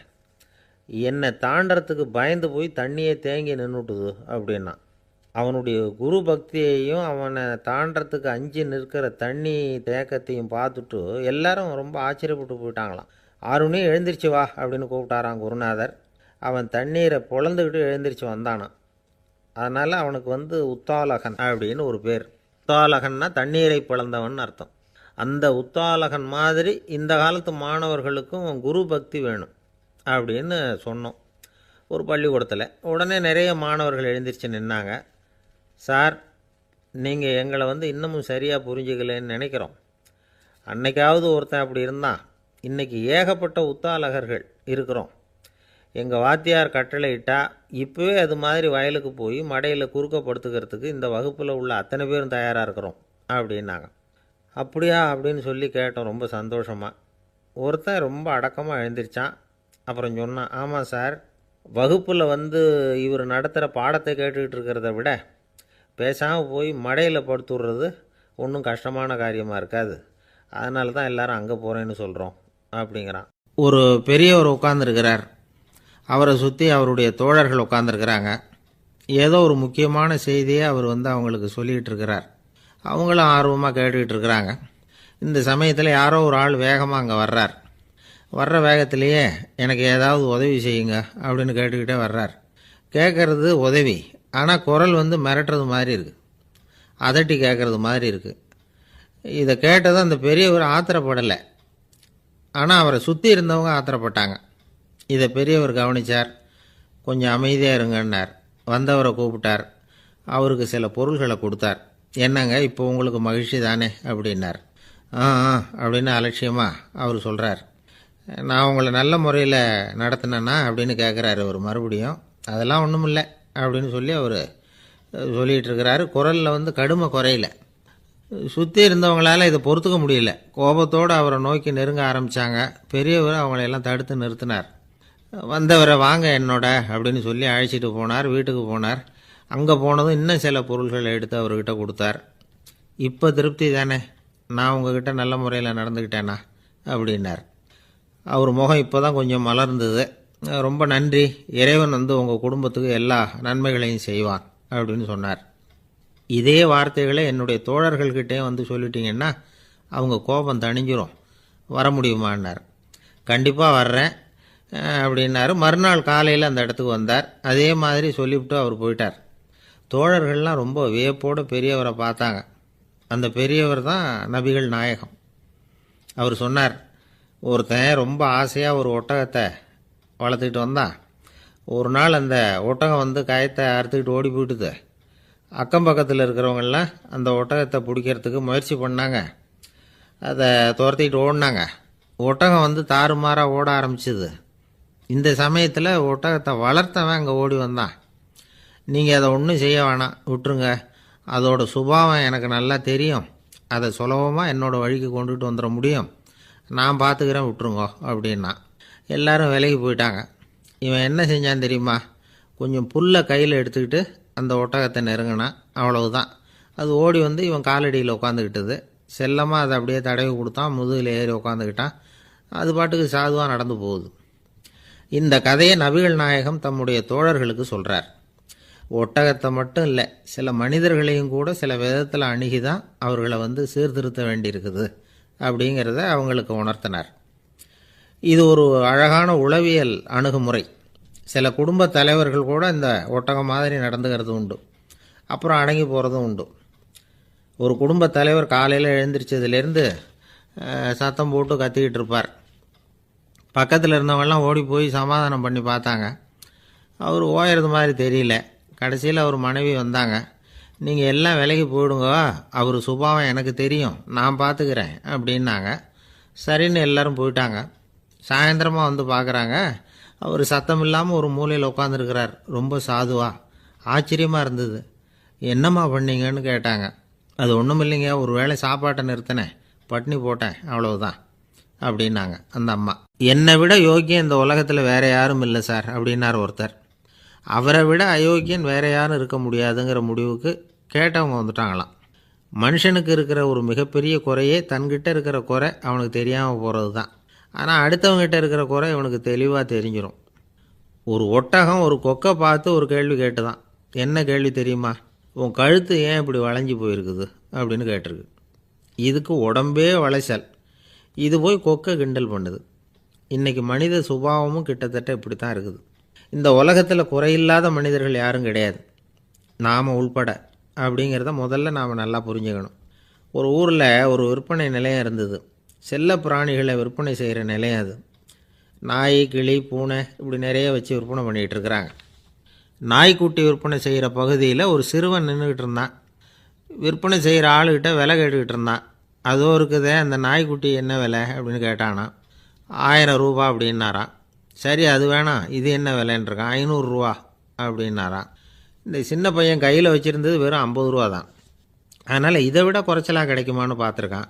அந்த கடையில் ஒரு மூலையில் சரியாக கவனிக்கப்படாமல் ஒரு நாய்க்குட்டி படுத்து கிடந்தது. பாவமாக கத்திக்கிட்டு இருந்தது. அதை பார்த்ததுமே இவனுக்கு அது ரொம்ப பிடிச்சி போச்சு. உடனே அந்த கடைக்காரரை பார்த்து, அதுவும் அந்த மூலையில் படுத்து கிடக்குதே அந்த நாய்க்குட்டி என்ன விலை அப்படின்னு கேட்டிருக்கான். தம்பி, அது ஒரு கால் ஊனம், அதனால் அது உன்னோட குதித்து விளையாடவோ ஓடுறதோ அதால் முடியாத காரியம் அப்படின்ட்டுருக்கார் அவர்.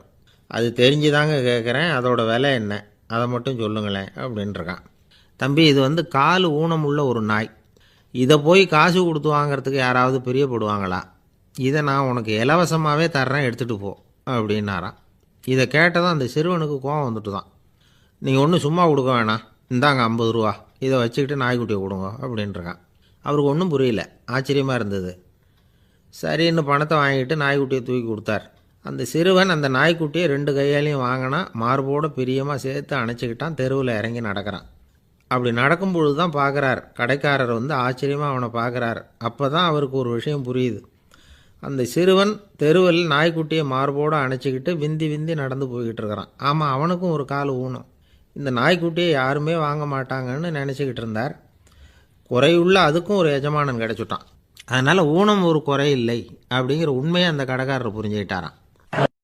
2 பேர் சுவாரஸ்யமாக பேசிகிட்டு இருக்கிறப்போ குறுக்க புகுந்து தொந்தரவு பண்ணுறதுக்குன்னே சில பேர் இருப்பாங்க. அது ரொம்ப இடைஞ்சலாக இருக்கும். இதே மாதிரி மின்காந்தம் கூட குறுக்க புகுந்து தொந்தரவு பண்ணும். கடைசியில் அது ஒரு பெரிய இடைஞ்சலில் கொண்டாந்து விட்டுரும். சில வீடுகளில் கேபிள் கனெக்ஷன் இல்லாமல் சில தனியார் டிவி காட்சிகள் தெரியும். அதுக்கு என்ன காரணம்னா இந்த மின்காந்த குறுக்கீடு தான் காரணம். இதைத்தான் சுருக்கமாக EMI அப்படின்னு சொல்கிறாங்க. அதாவது எலக்ட்ரோ மேக்னெட்டிக் இன்டர்ஃபியரன்ஸ். இது ஏற்படக்கூடிய இடங்கள் எது எதுன்னு எடுத்துக்கிட்டால் அது ஒரு பெரிய பட்டியலாகவே போயிடும். இந்த EMI தொந்தரவு வந்து கேபிள் டிவியில் மட்டும்தான் இல்லை, ராக்கெட் ஏவுதளத்தில் உள்ள ரேடார்கள், அங்கே உள்ள சில சக்தி வாய்ந்த தொலைத்தொடர்பு சாதனங்கள், விமான தளங்களில் உள்ள ரேடார்கள், கப்பல் தளங்களில் பொருத்தப்பட்டிருக்கக்கூடிய சக்தி வாய்ந்த ஆண்டனாக்கள், இப்படி நிறைய சொல்லலாம். காவல் நிலையங்களில் பயன்படுத்தப்படுகிற வயர்லெஸ் தொடர்பு சாதனங்கள் கூட ஓரளவுக்கு இந்த மின்காந்த அலைகளை வெளியிடும். நம்ம வீட்டில் உட்காந்துக்கிட்டு ரேடியோ கேட்டுக்கிட்டு இருப்போம் அல்லது டிவி பார்த்துக்கிட்டு இருப்போம். அந்த சமயத்தில் பக்கத்து தெருவில் ஒரு மோட்டார் சைக்கிள் அல்லது காரு, குறிப்பாக பெட்ரோல் இன்ஜின், அது போகிறப்ப அதில் உள்ள மின்கலத்தில் அதாவது மேக்னட்டோ பேட்டரியிலிருந்து வெளிப்படுகிற மின்காந்த அலை இங்கே டிவியிலையும் ரேடியோவிலையும் கரகரப்பு உண்டு பண்ணும். சரி, இது பெருசாக என்ன இடைஞ்சலை உண்டு பண்ணிட போகுது அப்படின்னு நாம் அலட்சியமாக நினைக்கலாம். வயசானவங்களுக்கு மறதி நோயின்னு ஒன்று வரும்ல, அல்ஷமீர், அதாவது மூளையில் உள்ள செல்கள் செயலிழந்து போயிடுறது. அது செய்ய வேண்டிய வேலையை மறந்துடும். மனைவியே எதிரில் நின்னா கூட உன்னை எங்கேயோ பார்த்தது மாதிரி தெரியுதே அப்படின்னு சொல்லிட்டு இருப்பாங்க. அப்படி ஒரு மறதி. இந்த விசித்திரமான நோய்க்கு இதுவரைக்கும் மருந்தே இல்லைன்னு வேற சொல்றாங்க. இந்த மைக்ரோ ஓவன் அப்படின்னு சொல்லக்கூடிய சமையல் அடுப்புகள் கூட மின்காந்த அலைகளை வெளியிடுது. சமயத்தில் சில தொழிற்சாலைகளில் கூட பெரிய விபத்துக்களை இந்த இஎம்ஐ உண்டு பண்ணிவிடும். இதை பற்றி தீவிரமாக சிந்திக்க ஆரம்பிச்சதே ஒரு விபத்துக்கு பிறகுதான். அமெரிக்காவுக்கும் வியட்நாமுக்கும் இடையில போர் நடந்ததே, அந்த சமயம் அமெரிக்காவுக்கு சொந்தமான விமானம் தாங்கி கப்பல் ஒன்று வியட்நாமை தாக்கிறதுக்கு தயாராக ஏவுகணைகளோட கடலில் நிறுத்தி வைக்கப்பட்டிருந்தது. தற்செயலாக அந்த பகுதியில் கப்பல் தொலைத்தொடர்பு பகுதிக்கு அருகில் ஊடுருவிய இந்த சக்தி வாய்ந்த ரேடியோ அலைகள் ஏவுகணையில் இருந்த மின்னணு சர்க்கியூட்டை பூர்த்தி செஞ்சு வச்சுட்டுது. அவ்வளவுதான், ஏவுகணை அங்கேயே வெடிச்சு செதறி போச்சு. 130 பேர் அந்த இடத்துலயே உடல் கருகி செத்து போட்டாங்க. ஏகப்பட்ட பொருள்கள் நாசம்.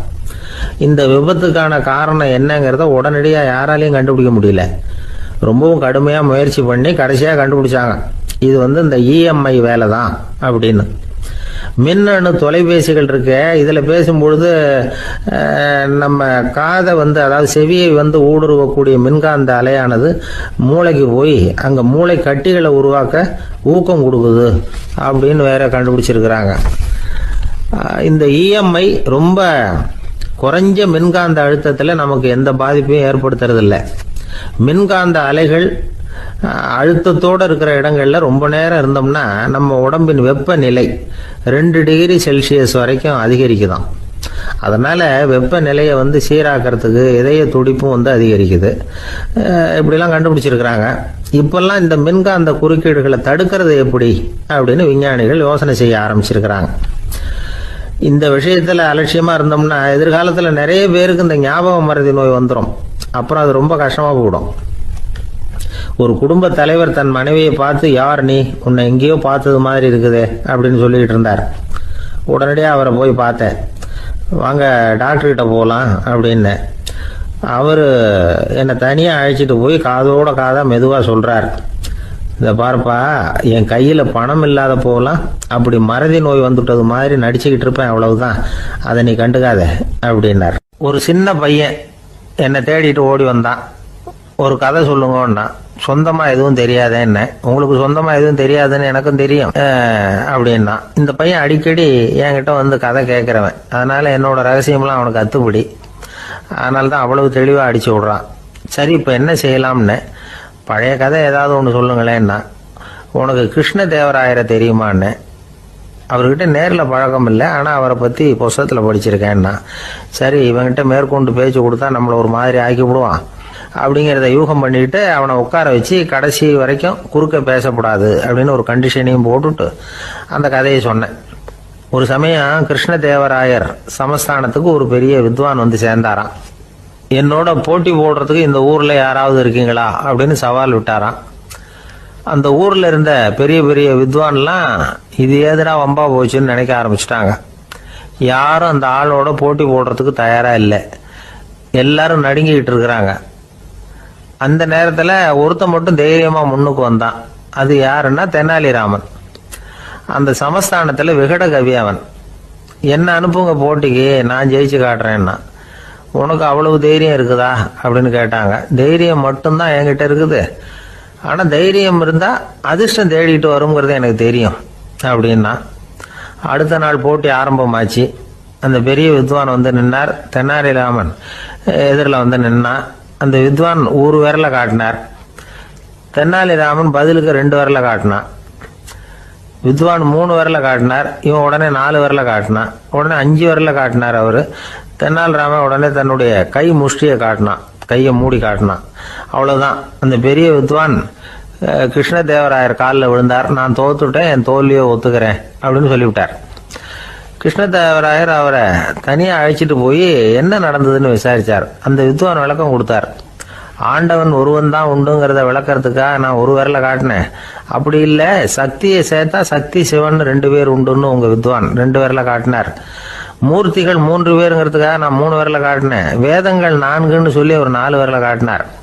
பஞ்சபூதங்கள் 5ன்னு நான் 5 விரலை காட்டினேன். அதையெல்லாம் அடக்கி ஆளணும்னு சொல்லி அவர் கையை மூடி உறுதியாக காட்டினார். அடடா, உங்க வித்வானுக்கு எப்பேற்பட்ட அறிவு!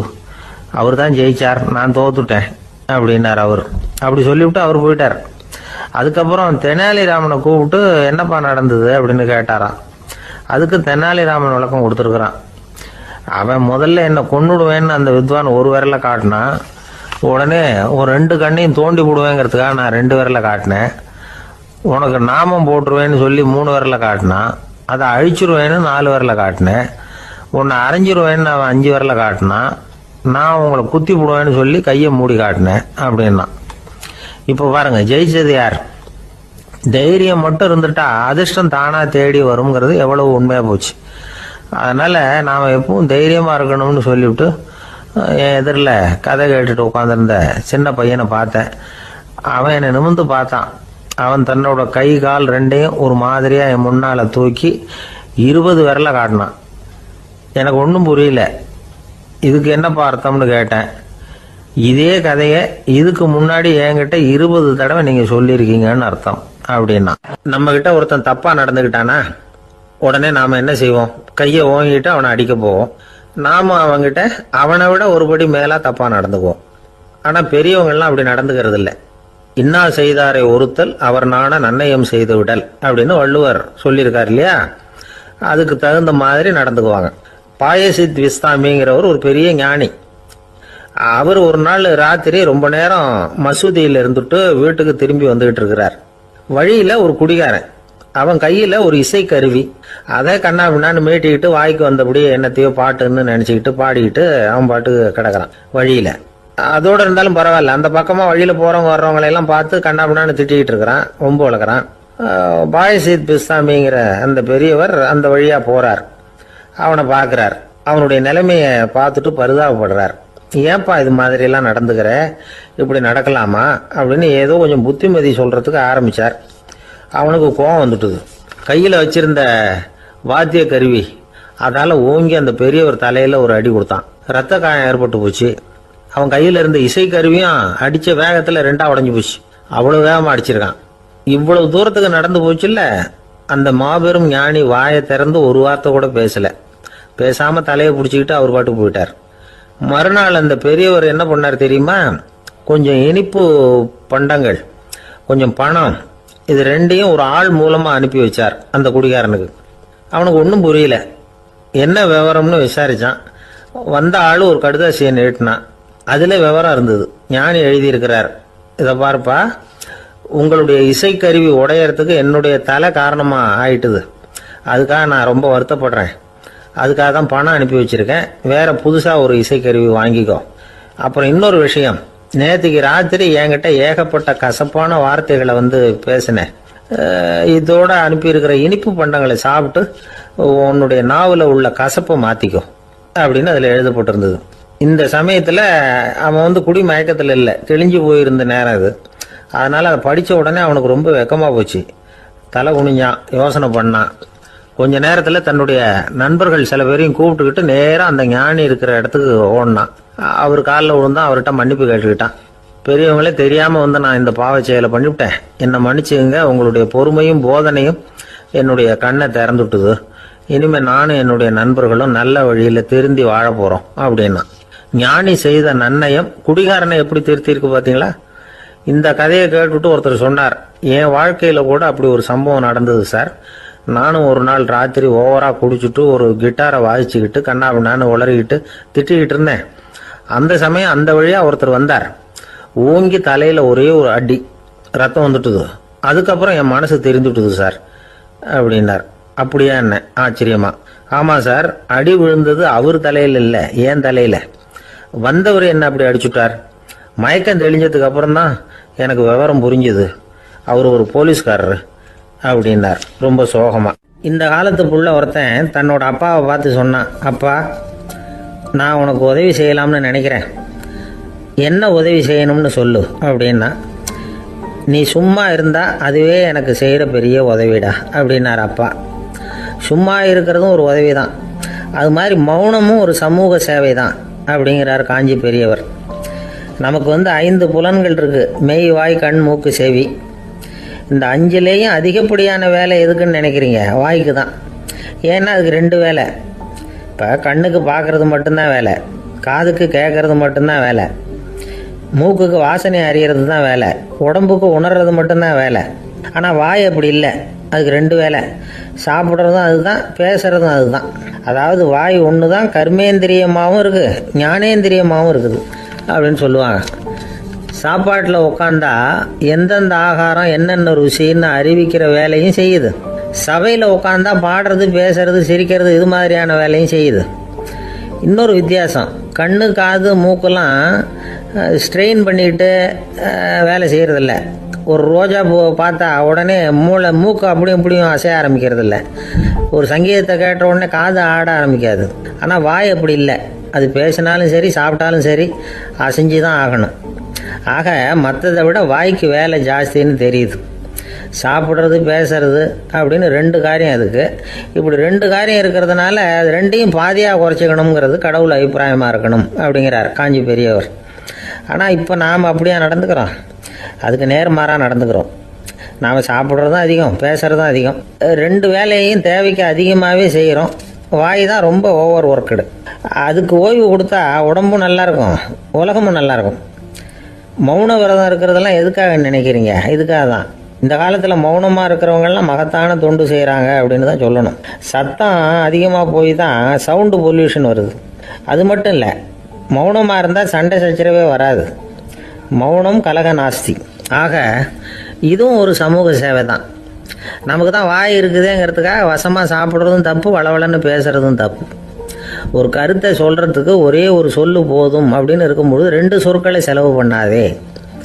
எவ்வளவு சொன்னாலும் அதனால் ஒரு பயனும் விளையாது அப்படின்னு தெரிய வருமே, ஆனால் அந்த ஒரு சொல்லையும் விரயம் பண்ணாதே அப்படிங்கிறார் ஒரு அறிஞர். எல்லா குணங்கள்லேயும் மௌனம்தான் சிறந்தது அப்படிங்கிறார் ஒருத்தர். மௌனமாக இருக்கிறது மூலமாக மற்றவர்கள் குறைகளை நம்மளால் தெரிஞ்சிக்க முடியும். அதே சமயத்தில் நம்மகிட்ட இருக்கிற குறைகளை மற்றவங்களுக்கு தெரியாமல் மறைச்சிக்கவும் முடியுங்கிறார் அவர். உண்மைதானே? ஒரு பெரிய மேடை பேச்சாளர், பொது வாழ்க்கையில் 25 வருஷ காலமாக ஈடுபட்டிருக்கிறவர். அவர் மனைவி ஒரு நாள் சொன்னாங்க, எங்கள் வீட்டுக்காரர் 25 வருஷ காலமாக பொது வாழ்வில் ஈடுபட்டிருந்தா கூட இந்த மாதம் 10ஆம் தேதியிலேருந்து தான் மக்களுக்கு சேவை செய்ய ஆரம்பிச்சிருக்கார் அப்படின்னு நாங்கள் ரொம்ப பெருமையாக. 10ஆம் தேதிக்கு அப்படி என்ன விசேஷம் அப்படின்னு கேட்டோம். அன்னையிலேருந்து தான் அவர் மேடையில் பேசுகிறத நிறுத்தினார் அப்படின்னாங்க அந்த அம்மா. கணவன் மனைவி அன்பாக இருக்கணும், ஒருத்தர் நல்லா புரிஞ்சுக்கணும், விட்டு கொடுக்குற மனப்பான்மை வேணும். அதுதான் ஒரு நல்ல குடும்பம். இன்றைக்கி பல குடும்பங்களில் அர்த்தமில்லாத சண்டைகள் தான் அதிகம். கிராமப்புறங்களில் வேடிக்கையாக ஒரு கதை சொல்லுவாங்க. ஒரு ஊரில் ஒரு ஆள் இருந்தான், வேலை வெட்டி இல்லாமல் சும்மாவே இருந்தான். அவனுக்கு கல்யாணம் பண்ணி வச்சாங்களாம். மனைவி சேர்ந்தா, சும்மாவே உட்காந்துருக்கிறியே, ஏதாவது சம்பாதிக்கிற வழியை பாரு அப்படின்ட்டு இருக்கா. அதுக்கு தான் யோசனை பண்ணிகிட்டு இருக்கிறேன், ஒரு அருமையான ஐடியா அப்படின்னு. நானா, என்ன அது சொல்லு அப்படின்ட்டு இருக்கா. அவ ஒரு ஆட்டுக்குட்டி வாங்க போகிறேன்னு இருக்கான். அதை வாங்கி என்ன பண்ண போகிறேன்னா, அந்த குட்டி வளரும், பெருசாகும், அதுக்கப்புறம் அது நிறைய குட்டி போடும் அப்படின்ட்டுருக்கான். சரி, அப்புறம் என்ன, அதையெல்லாம் சந்தையில் கொண்டுட்டு போய் விற்றுவிட்டு அந்த காசுக்கு ஒரு எருவு மாடு வாங்கலாம். சரி, அது எதுக்கு? எருவு மாடு நிறைய பால் கொடுக்கும், அதை கொண்டுகிட்டு போய் பால் பண்ணையில் கொடுப்பேன், அல்லது நானே விற்றுருவேன், கை நிறைய காசு கிடைக்கும். அதுக்கப்புறம் ஒரு பசுமாடு வாங்குவேன், பாலையும் விற்கலாம், நாமளும் காய் போட்டு சாப்பிட்லாம், இப்படிலாம் சொல்லியிருக்கான். அப்போ அந்த பொண்ணு சொல்லிச்சான், அடுத்த தெருவில் இருக்கிற எங்கள் அம்மா வீட்டுக்கும் கொஞ்சம் பால் கொடுத்து அனுப்பலாம் அப்படின்ட்டுருக்கா அந்த பொண்ணு. இந்த இடத்துல கணவனுக்கு கோவம் வந்துட்டுது. அது எப்படி உங்கள் அம்மா வீட்டுக்கு எதுக்கு கொடுக்கணும், அதெல்லாம் முடியாதுன்றிருக்கான். இந்த இடத்துல சண்டை ஆரம்பமாயிட்டுது. கொஞ்ச நேரத்தில் 2 பேரும் சத்தம் போட ஆரம்பிச்சிட்டாங்க. கடுமையான சண்டை நடக்கிறத பக்கத்து வீட்டுக்காரன் காதில் வாங்கினான். அவன் ஓடியாந்தான். அவனுக்கு தெரியும் வாங்காத மாட்டுக்காக இப்படி சண்டை போட்டுக்கிட்டு இருக்கிறாங்கங்கிறது அவனுக்கு புரியும். அவன் ஓடி வந்து சொன்னான், ஏண்டா உன்னோட பசுமாட்டை ஒழுங்காக கட்டி போடக்கூடாதான்னு இருக்கான். என்னடா சொல்கிறேன்னா இவன், உன் மாடு என் தோட்டத்தில் வந்து மேய்ஞ்சுட்டுது, பயிரெலாம் நாசமாயிட்டுது, 10,000 ரூபா அளவுக்கு சேதம், அதை வாங்கிட்டு போகிறதுக்கு தான் வந்தேன், குடுறா 10,000 நானான். இவன் அரண்டு போயிட்டான். அப்புறம் சொன்னான், டே நான் இன்னும் மாடே வாங்கலையே, அதுக்குள்ளே அது வந்து எப்படிடா உன் தோட்டத்தில் மேயும், என்னடா உளர்றேன்னு இருக்கான். நீ தாண்டா இப்போ உளறிக்கிட்டு இருக்க, மாடே வாங்கலை, அதுக்குள்ளே எப்படிடா வந்து உன்னுடைய மனைவி அவங்க அம்மா வீட்டுக்கு பால் கொடுத்து அனுப்ப முடியும் அப்படின்னு அவன் கேட்டானா. நம்ம ஆளுக்கு இப்போ தான் புத்தி வந்துதான். அர்த்தமே இல்லாத சண்டை போட்டுக்கிட்டு இருக்கிறோம் அப்படிங்கிறத அவன் புரிஞ்சுக்கிட்டானான். இது நம்ம முன்னோர்கள் சொல்லியிருக்கிற ஒரு கதை. சண்டையில தான் அர்த்தம் இல்லையே தவிர கதையில் அர்த்தம் உண்டு. அதாவது இல்லாத விஷயங்களுக்காக சண்டை போட்டுக்கிட்டு இல்லறத்தை வீணாக்கிக்கிட்டு இருக்கிற மனிதர்கள் இன்றைக்கு நிறைய பேர் இருக்கிறாங்க. ஒருத்தன் தன்னுடைய மனைவியை பத்தி மாமனார்கிட்ட புகார் சொன்னானா, மாமா உங்க பொண்ணு அர்த்தமில்லாத சண்டை போடுறா, எதுக்கு எடுத்தாலும் எடுத்து எறிஞ்சு பேசுறா அப்படின்னு இருக்கான். நீ எப்படி மாப்பிள்ளை அதை சமாளிக்கிற அப்படின்னு கேட்டிருக்காரு அவரு. அவ எடுத்து எறியறது என் மேல படாம ஒதுங்கி நின்னுக்கிறேன் அப்படின்னு நானா. இவன் இருட்ட கண்டா பயம் உண்டாவதே அது ஏன்? இப்படி ஒரு கேள்வியை ஒரு பெரியவர்கிட்ட கேட்டாங்க. அதுக்கு அவர் பதில் சொல்றார், மனிதனுடைய ஆதிகால வாழ்க்கையில தொற்றிக்கொண்ட பயம் இது வந்து வேரூன்றி இருக்குது, இன்னமும் போகல. 50,000 வருஷங்களுக்கு முன்னாடி மனுஷன் வந்து குகைகள்ல வாழ்ந்தான். பகல்ல பயம் இருக்காது, ராத்திரியில மிருகங்கள் தாக்கும் கொல்லும், நிம்மதியா தூங்க கூட முடியாது. அதனால இந்த மனுஷனுக்கு இரவுன்னா மரணம் பயம் அப்படின்னு பழகி போச்சு. மனிதர்களுடைய எல்லா மனசையும் சேர்த்து மொத்தமா ஒரு மனசு உண்டு. மனிதர்களுடைய நினைவு இந்த மொத்த மனசுல பதிஞ்சிருக்கு, பரவுது. இந்த மொத்த மனசுல இருட்டு பற்றிய பயம் வந்து பதிந்து நீடிக்குது அப்படிங்கிறார் அவர். இந்த காலத்துல இரவை வந்து பகலாக்கிறதுக்கு எவ்வளவோ விளக்குகள்லாம் வந்தாச்சு. ராத்திரியிலேயும் மிருகங்கள் வந்து தாக்குங்கிற நிலைமை இல்லை. பாதுகாப்பான வீடுகள் விலங்குகளும் விலகி போயிட்டு, விலங்குகள்லாம் விலகி போயிட்டு, வீடுகளும் பாதுகாப்பா இருக்குது. சரி, இருந்தாலும் அந்த பழங்கால பயம் வந்து இருட்டு பயம் இன்னமும் மனுஷனை விட்டு போகல. இன்னொரு விஷயம் என்னன்னா, இருட்டுல இருந்து வெளிச்சத்துக்கு வராத மனிதர்கள் இன்னைக்கு அதிகம். ஒரு ஆளு ஆத்துக்கு மீன் பிடிக்கிறதுக்காக போனான், இன்னும் விடியல, அதுக்குள்ள வலையை எடுத்துட்டு கிளம்பி போயிட்டான். வெளிச்சம் வர்றதுக்கு முன்னாடியே போய் சேர்ந்துட்டான். விடிகிற வரைக்கும் என்ன பண்றது, சும்மா கரையிலேயே உட்காந்து காலாட்டிட்டு இருக்கிறான். காலில் ஏதோ ஒரு சின்ன மூட்டை தட்டுப்பட்டுது. இருட்டுல அது என்னன்னு சரியா தெரியல. மூட்டைக்குள்ள சின்ன சின்ன கல்லா நிறைஞ்சி இருக்குது. சும்மா பொழுது போகணுமேங்கிறதுக்காக இவன் அந்த மூட்டைக்குள்ள இருந்து ஒவ்வொரு கல்லா எடுத்து ஆத்துல வீசிக்கிட்டு இருக்கிறான். விடிகிற வரைக்கும் வேற வேலை இல்லைங்கிறதுனால எப்படி செஞ்சுக்கிட்டே உட்காந்துருக்கிறான். கிழக்க மெதுவா வெளிச்சம் தெரிய ஆரம்பிச்சது, பொழுது விடியறதுக்கான அறிகுறி. இதுக்குள்ள அந்த மூட்டையில இருந்த எல்லா கல்லையும் எடுத்து வீசி எறிஞ்சுட்டான். கடைசியா ஒரே ஒரு கல் மட்டும்தான் கையில பாக்கி இருந்தது. வெளிச்சம் வந்ததும் அந்த கல்லை பார்த்தான், அப்படியே திகைச்சு போயிட்டான். அடடா, இது வரைக்கும் தெரியாம தப்பு பண்ணிட்டோமே அப்படின்னு நினைச்சான். ஏன் தெரியுமா, அவன் கையில இருந்தது வெறும் கல் இல்ல, விலை வசந்த ரத்தன கல். அது இருட்டுல என்னன்னு புரியாததுனால மூட்டையில இருந்த எல்லா ரத்தன கல்லையும் ஆத்துல வீசி எறிஞ்சிருக்கிறான். இப்போ அவனுக்கு அழுகே வந்துடும் போல இருந்தது. வாழ்க்கையை வந்து வசதி ஆக்கிக்கிறதுக்கான வாய்ப்பு அவனுக்கு இருந்தது, இருந்தாலும் இருட்டுல அதை இழந்துட்டான். அந்த வகையில அவனுக்கு கொஞ்சம் அதிர்ஷ்டம் இருந்திருக்குது. அதாவது ஏதோ ஒரு வகையில இருந்திருக்குது. அதனாலதான் அந்த கடைசி கல்ல எரியறதுக்குள்ள வெளிச்சம் வந்துட்டுது. பல பேருக்கு அந்த அளவு கூட அதிர்ஷ்டம் வர்றதில்லை. எல்லாத்தையும் வீசினதுக்கு அப்புறம் தான் வெளிச்சம் வரும். என்னன்னு விவரம் தெரியாமலே எழுந்திரிச்சு வந்துருவாங்க. வாழ்க்கைங்கிறது ஒரு பெரிய புதையல். அதை புரிஞ்சிக்காம வந்து மனுஷன் வந்து அதை வீசி எரிஞ்சுக்கிட்டு இருக்கான் அப்படிங்கிறது தான் பெரியவங்க கருத்து. சில பேருக்கு புரிஞ்சுக்கிற நேரம் வரும், அதுக்குள்ள வாழ்நாள்லாம் ஓடி போயிருக்கும். அதுக்கப்புறம் என்ன பண்றது? நம்மால் ஒருத்தன் கையில ஒரு சின்ன பையோட வந்துகிட்டு இருந்தான். பை உள்ள ஏகப்பட்ட நகைகள், ரத்தன கல் எல்லாம் இருக்கு. வந்துகிட்டு இருந்தவன் திடீர்னு அந்த பையை அப்படியே ஒரு குளத்துல வீசி எறிஞ்சுட்டான். மகான்கள் தான் இப்படி பற்று இல்லாம இருப்பாங்க. என்னங்க இது, விலை மதிப்புள்ள அந்த பையை இப்படி குளத்துல வீசி எறிஞ்சுட்டீங்களே, இதுக்கு என்ன அர்த்தம் அப்படின்னு கேட்டார் அவன் கூட வந்தவர். அவன் மெதுவா இவர் காதோட காதா சொல்றான், ஒரு போலீஸ்காரர் பின்னாடி வந்துகிட்டு இருக்கிறார், அவர் போனதுக்கு அப்புறம் இதை எடுத்துக்குவேன் அப்படிங்கிறான். ஒரு நாள் ராமர் அரசவையில உட்கார்ந்துருக்கிறார். ராமராஜ்யம் நடந்துகிட்டு இருந்த நேரம். அந்த சமயத்துல ஒரு நாய் வந்து அரச சபைக்கு வந்துதான். அது தலையில அடிபட்டு ரத்தம். அந்த கோலத்துல அது அங்க வந்தது. எல்லாரும் ஆச்சரியமாக அதை பார்த்தாங்க. ராமரும் அந்த நாயை பார்த்தார். நீங்கள் வந்த காரியம் என்ன, என்ன நடந்தது, எதுவாக இருந்தாலும் பயப்படாமல் சொல்லு அப்படின்னார். உடனே அந்த நாய் மெதுவாக சொல்ல ஆரம்பிச்சுதான். ஐயா, நான் தெருவில் போய்கிட்டு இருந்தேன். வழியில் ஒருத்தர் வந்தார். அவர் வேத சாஸ்திரம்லாம் படித்த பெரியவர். அவர் எந்த காரணமும் இல்லாமல் அவர் கையில் வச்சிருந்த குச்சியால் என் தலையில் அடிச்சுட்டார். அதுதான் தலையில் ரத்தம். இதை நீங்கள் விசாரித்து தகுந்த தீர்ப்பு வழங்கணும் அப்படின்னு தான் அந்த நாய். ராமர் பார்த்தார். உடனே தன்னுடைய காவலர்களை அனுப்புனார். அந்த ஆளை எங்கே இருந்தாலும் போய் கொண்டுகிட்டு வாங்க அப்படின்னு விட்டார். காவலர்கள் போனாங்க. அந்த ஆளை பிடிச்சி கொண்டு வந்துட்டாங்க. அரண்மனைக்கு வா அப்படின்னு சொல்லி கூப்பிட்டுட்டு வந்துட்டாங்க. என்ன நடந்ததுன்னு விசாரித்தார் ராமர். அதுக்கு அந்த ஆள் சொன்னார், நான் வீதி வழியாக வந்துக்கிட்டு இருந்தேன். குறுக்க இந்த நாய் வந்தது. நான் அவசரமாக போய்கிட்டு இருந்தேன். இது எனக்கு வழி விடாமல் குறுக்க பூந்து இடைஞ்சல் பண்ணிச்சு. எனக்கு கோபம் வந்துட்டுது. அதனால் அடிச்சுட்டேன்.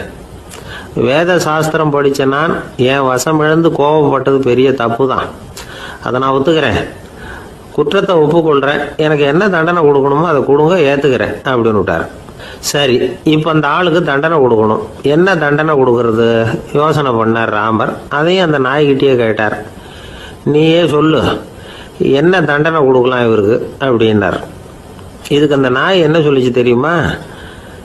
இவரை ஏதாவது ஒரு கோயிலுக்கு தர்மகர்த்தாவாக நியமனம் பண்ணிவிடுங்க, அதுதான் இவருக்கு சரியான தண்டனை அப்படின்னது. இதை கேட்டதும் ராமர் முகத்தில் புன்னகை. ஆனால் அங்கே இருந்த மற்றவங்களுக்கெல்லாம் ஆச்சரியம். அது எப்படி, தப்பு செஞ்சவங்களுக்கு தண்டனை கொடுக்கறது தானே நியாயம், அதை விட்டுட்டு தர்மகர்த்தா பதவியை கொடுக்க சொல்லுது இந்த நாய் அப்படிங்கிற ஆச்சரியம். இந்த சந்தேகத்தை அந்த நாய்கிட்டே கேட்டாங்க அங்கே இருந்தவங்க. இதுக்கு அந்த நாய் பதில் சொல்லிச்சான். நான் போன பிறவியில் ஒரு கோயிலுக்கு தர்மகர்த்தாவாக இருந்தேன். எவ்வளவோ கவனமாக எச்சரிக்கையாக தான் என்னுடைய கடமைகளை எல்லாம் செஞ்சுக்கிட்டு வந்தேன். அப்படி இருந்தாலும் சில சமயங்களில் என்னையும் மீறி கோயில் செல்வத்தை நான் அனுபவிக்கிறதுக்கு காரணம் ஆயிட்டேன். ஒரு கோவிலுக்கு தர்மகர்த்தாவாக இருக்கிறவங்க எப்படியும் இந்த பாவத்திலேருந்து தப்பிக்கிறது கஷ்டம். அதனால தான் நான் இந்த பிறவியில் நாயாக பிறந்து இப்படி கஷ்டப்படுறேன். இதே நிலைமை இந்த ஆளுக்கும் ஏற்படணும் அப்படிங்கிறதுக்காக தான் அவரையும் ஒரு கோயிலுக்கு தர்மகர்த்தாவை நியமிக்கும்படி கேட்டுக்கிட்டேன் அப்படின்னு தான் இந்த நாய். இதிலேருந்து என்ன தெரியுது? எந்த பதவியில் நாம் இருந்தாலும் நமக்கு தெரியாமல் கூட அதை தவறாக உபயோகப்படுத்தக்கூடாதுங்கிறத இதிலேருந்து புரிஞ்சுக்கணும். இல்லைன்னா அடுத்த பிறவியில் நாயாக பிறந்து எங்கேயாவது போய் வாழை ஆட்டிட்டு நிற்க வேண்டியது தான். கோவில் வாசலில் 2 நாய் பேசிக்கிட்டு இருந்துதான். போன ஜென்மத்தில் நான் மனுஷனாக தான் இருந்தேன்.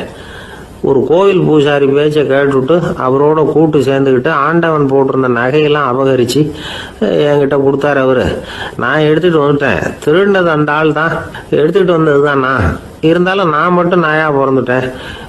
இப்போ மட்டும் அந்த பூசாரி என்கிட்ட மாட்டினா கடிச்சு குதறி விடுவேன் அப்படின்னு தான். அவசரப்பட்டு அப்படி செஞ்சுடாதே.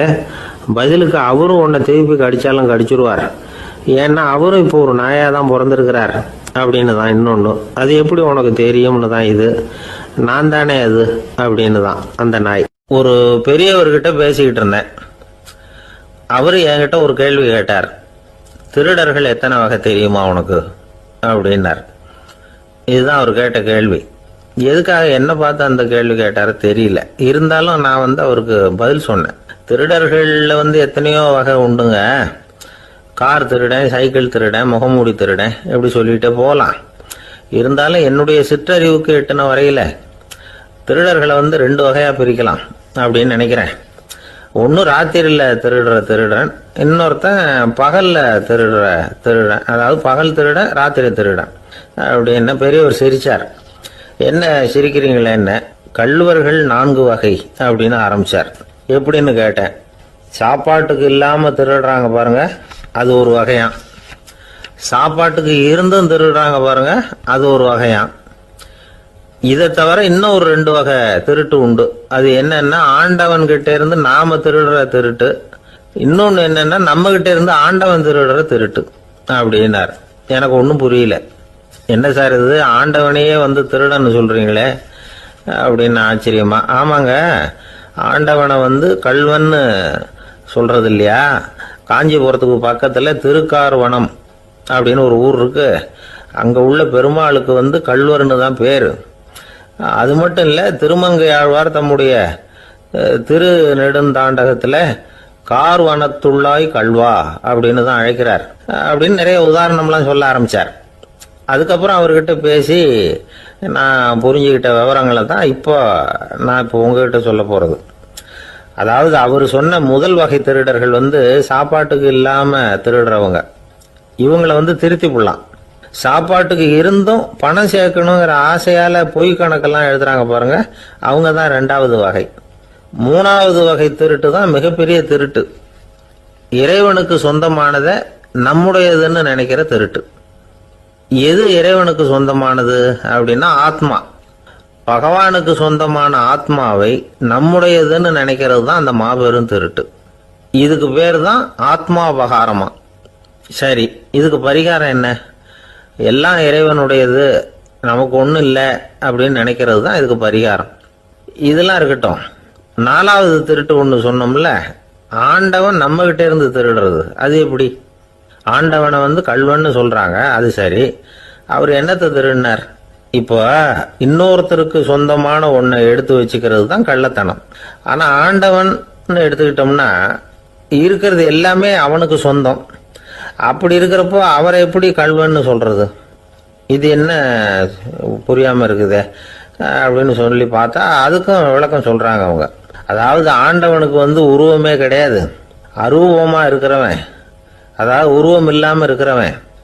அப்படி உள்ள பகவான் நம்மளை மாதிரி உருவத்தில் இருக்கிறான். நம்மளை மாதிரியே கையை காலு மூக்கெல்லாம் இருக்குது ஆண்டவனுக்கு. இந்த உருவம் நம்மகிட்ட இருந்து திருடினது தானே.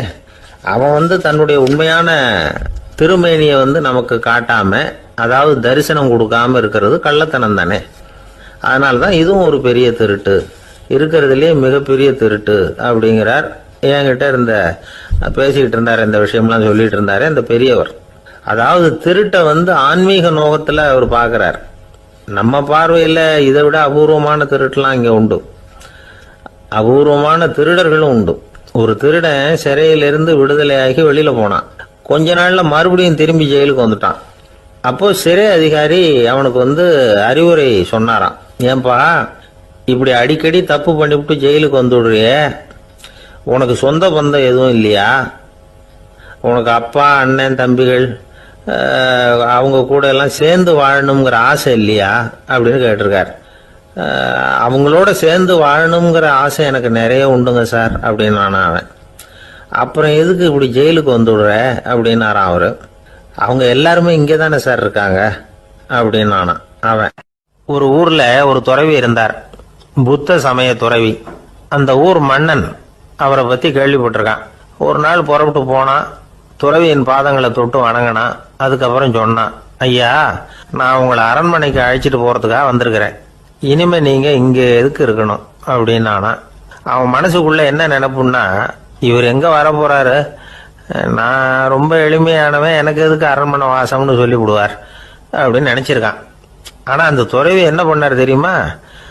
அப்படியா, சரி போகலாம், வா போய் உன் ரதத்தை கொண்டுட்டு வா, அரண்மனைக்கு போகும்பொழுது அதுக்கு தகுந்த மாதிரி ஆடம்பரமா போகணும் அப்படின்னு விட்டாரான். துறவி இப்படி சொன்னதும் அந்த மன்னனுக்கு மனசுக்குள்ள சந்தேகம் வந்துட்டுது. இவர் உண்மையிலேயே துறவி தானா, ஏமாத்து பேர் வழி மாதிரி தெரியுதே அப்படின்னு நினைச்சிருக்கான். இருந்தாலும் இனிமே என்ன பண்றது, சொல்லியாச்சு. ரதத்தை கொண்டுட்டு வந்தான். துறவி ஏறி உக்காந்தார். பக்கத்துல ராஜா. அவர் ரொம்ப உற்சாகமா வரார், இவன் ரொம்ப சோர்ந்து போய் வரான். துறவி மரத்தடியிலேயே வாழ்ந்து பழக்கப்பட்டவர், அரண்மனையில எளிமையா ஒரு இடத்துல உட்காந்துக்குவார் அப்படின்னு நினைச்சான். ஆனா அப்படி இல்லை. அரண்மனைக்கு வந்த உடனே அந்த துறவி அதை கொண்டுட்டு வா இதை கொண்டுட்டு வான்னு சொல்லி உத்தரவு போட ஆரம்பிச்சுட்டார். அரண்மனையில இருந்தா அரசனை மாதிரி இருக்கணும் அப்படிங்கிறார். ராத்திரி பூரா சௌரியமா தூங்கினார். பகல்ல அரண்மனை தோட்டத்துல உலாவ வேண்டியது, நீச்சல் குளத்துல குளிக்க வேண்டியது, இப்படியே பொழுது போக்கிட்டு இருக்கிறார். அந்த அரண்மனையில துறவி மகிழ்ச்சியா இருக்கிறார். மன்னனால அப்படி இருக்க முடியல. அவருக்கு எந்த கவலையும் இல்லை, இவனுக்கு அரசாங்க கவலைகள். துறவி அப்படி இருக்கிறத இவனால தாங்கிக்க முடியல. ஒரு நாள் அவர்கிட்டயே போய், நான் உங்ககிட்ட கொஞ்சம் பேசணும் நானா. துறவி பார்த்தார்.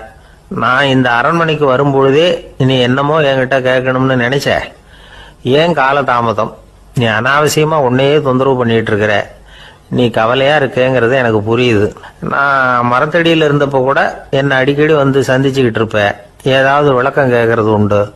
இங்க வந்த பிறகு என்னை சந்திக்கிறது கூட அபூர்வமா போயிட்டுது. நீ இப்போ என்ன கேட்க போறேங்கிறது எனக்கு தெரியும், இருந்தாலும் கேள் அப்படின்னாராம்.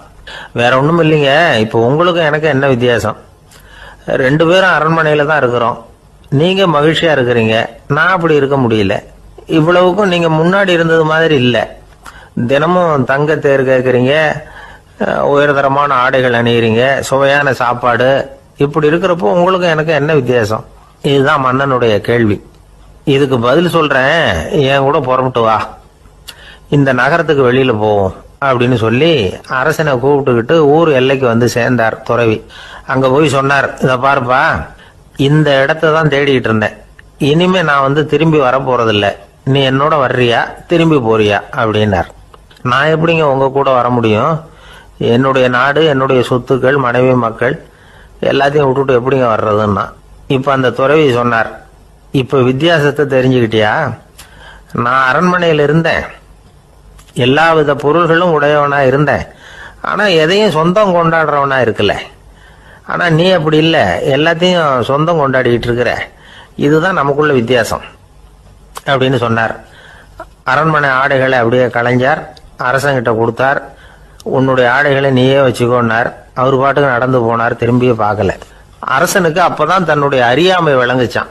இதுல இருந்து நாம புரிஞ்சுக்க வேண்டியது என்னன்னா, இந்த உலகத்துல எத்தனையோ பொருள்கள், அதையெல்லாம் முறையா பயன்படுத்தினா மகிழ்ச்சி. அதை விட்டுட்டு அதுக்கெல்லாம் சொந்தம் கொண்டாட ஆரம்பிச்சா கவலை. நம்ம ஆட்கள் வந்து சொந்தம் கொண்டாடுற விதமே தனி. ஒரு ஆளு இன்னொருத்தங்கிட்ட ஒரு கொடை கடன் வாங்கியிருந்தான், திருப்பி கொடுக்கல. கொடையை கொடுத்தவன் கேட்டான், என்கிட்ட கடன் வாங்கினிய கொடை, அதை கொஞ்சம் திருப்பி தர்றியான்னா. அது உனக்கு இப்போ அவசரமா தேவைப்படுதா அப்படின்னு கேட்டான் இவன். எனக்கு தேவைப்படல, அந்த கொடையை நான் யாருகிட்ட வாங்கியிருந்தேனோ அவனுக்கு இப்போ அது அவசரமா தேவைப்படுது அப்படின்னு அந்த ஆளுக்கு பேச தெரியாது, அவர்கிட்ட கொஞ்சம் எச்சரிக்கையா நடந்துக்கோ அப்படின்னு சொல்றது உண்டு. அப்படின்னா என்ன அர்த்தம்? அவர் இன்னமும் குழந்தையாவே இருக்கிறாரு, இன்னும் பேச்சு வரலன்னு அர்த்தம்? அப்படி இல்லை, அவருக்கு நாகரிகமா பேச தெரியலன்னு அர்த்தம். பேசுறதுங்கிறது மனுஷனால மட்டுமே முடியக்கூடிய ஒரு காரியம். அப்படி இருந்தும் அதோட பெருமையை வந்து அவன் இன்னமும் சரியா புரிஞ்சுக்கலன்னு தான் சொல்லணும். அதனாலதான் அவன் அளவுக்கு அதிகமா வார்த்தைகளை கொட்டி விடுறான். அதுக்கப்புறம் அதையெல்லாம் திருப்பி அள்ள முடியாம கிடந்து கஷ்டப்படுறான். கொட்டுன வார்த்தையை அள்ள முடியுமா? ஒருத்தரை இன்னைக்கு பார்த்து முட்டாள்னு திட்டி விடுறீங்க, நாளைக்கு மறுபடியும் அவர்கிட்ட போய் நேத்திக்கு உன்னை முட்டாள்னு சொல்லிவிட்டேன், அந்த வார்த்தையை திருப்பி கொடு, வாங்கிட்டு போயிடுறேன் அப்படின்னு நான் சொல்ல முடியும்? அவன் கோபக்காரனா இருந்தா நேத்திக்கு அதை வேற விதமா உங்களுக்கு திருப்பி கொடுத்துருப்பான். உலகத்துல எவ்வளவோ ஜீவராசிகள் இருக்கு, அதுக்கெல்லாம் வாய் இருக்குது. அந்த வாயெல்லாம் எதுக்கு உபயோகம்? சாப்பிட்றதுக்காக. ஆனா நமக்கு இருக்கிற வாய் சாப்பிட்றதுக்காக மட்டும் இல்லை, பேசுறதுக்காகவும் தான். பேச முடியலன்னா வாய் இருந்தா கூட அது வாயில்லா ஜீவன் தான். ஒரு பையனை பார்த்து அது வாய் உள்ள புள்ள பொழைச்சிக்கும் அப்படின்னா மற்ற பையன்களுக்கெல்லாம் முகத்துல வாயே இல்லைன்னு அர்த்தம்? அப்படி இல்லை, அந்த பையன் கொஞ்சம் கெட்டிக்காரத்தனமா பேசுவான்னு அர்த்தம். அதனால எப்படி பேசணும் அப்படிங்கிறத நாம முக்கியமா தெரிஞ்சுக்கணும். இதுக்கு 8 விதமான குறிப்புகளை நம்ம பெரியவங்க சொல்லியிருக்கிறாங்க. பேச்சுக்கு 8 அங்கங்கள் உண்டு அப்படின்னு அவங்க சொல்றாங்க.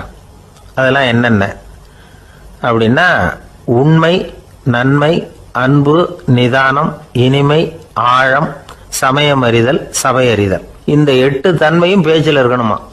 இதையே கொஞ்சம் விவரமா சில பேர் போர்டில் எழுதி வச்சிருப்பாங்க. அதாவது எழுத்துலையாவது அதெல்லாம் இருக்கட்டுமே அப்படின்னு நினைச்சு நீங்க கூட சில இடங்கள்ல இதை பார்த்துருக்கலாம். அதாவது உண்மையே பேசுக, நன்மையே பேசுக, அன்பாக பேசுக, நிதானமாக பேசுக, இனிமையாக பேசுக, ஆழமுடையதாக பேசுக, சமயம் அறிந்து பேசுக, சபை அறிந்து பேசுக, இப்படி எழுதி வச்சிருப்பாங்க. இந்த 8 அம்சமும் சரியா பொருந்தி இருந்தாதான் அது பேச்சு. மற்றதெல்லாம் பேச்சாயிடாது. பேச்சு ஒரு சிறந்த கலை.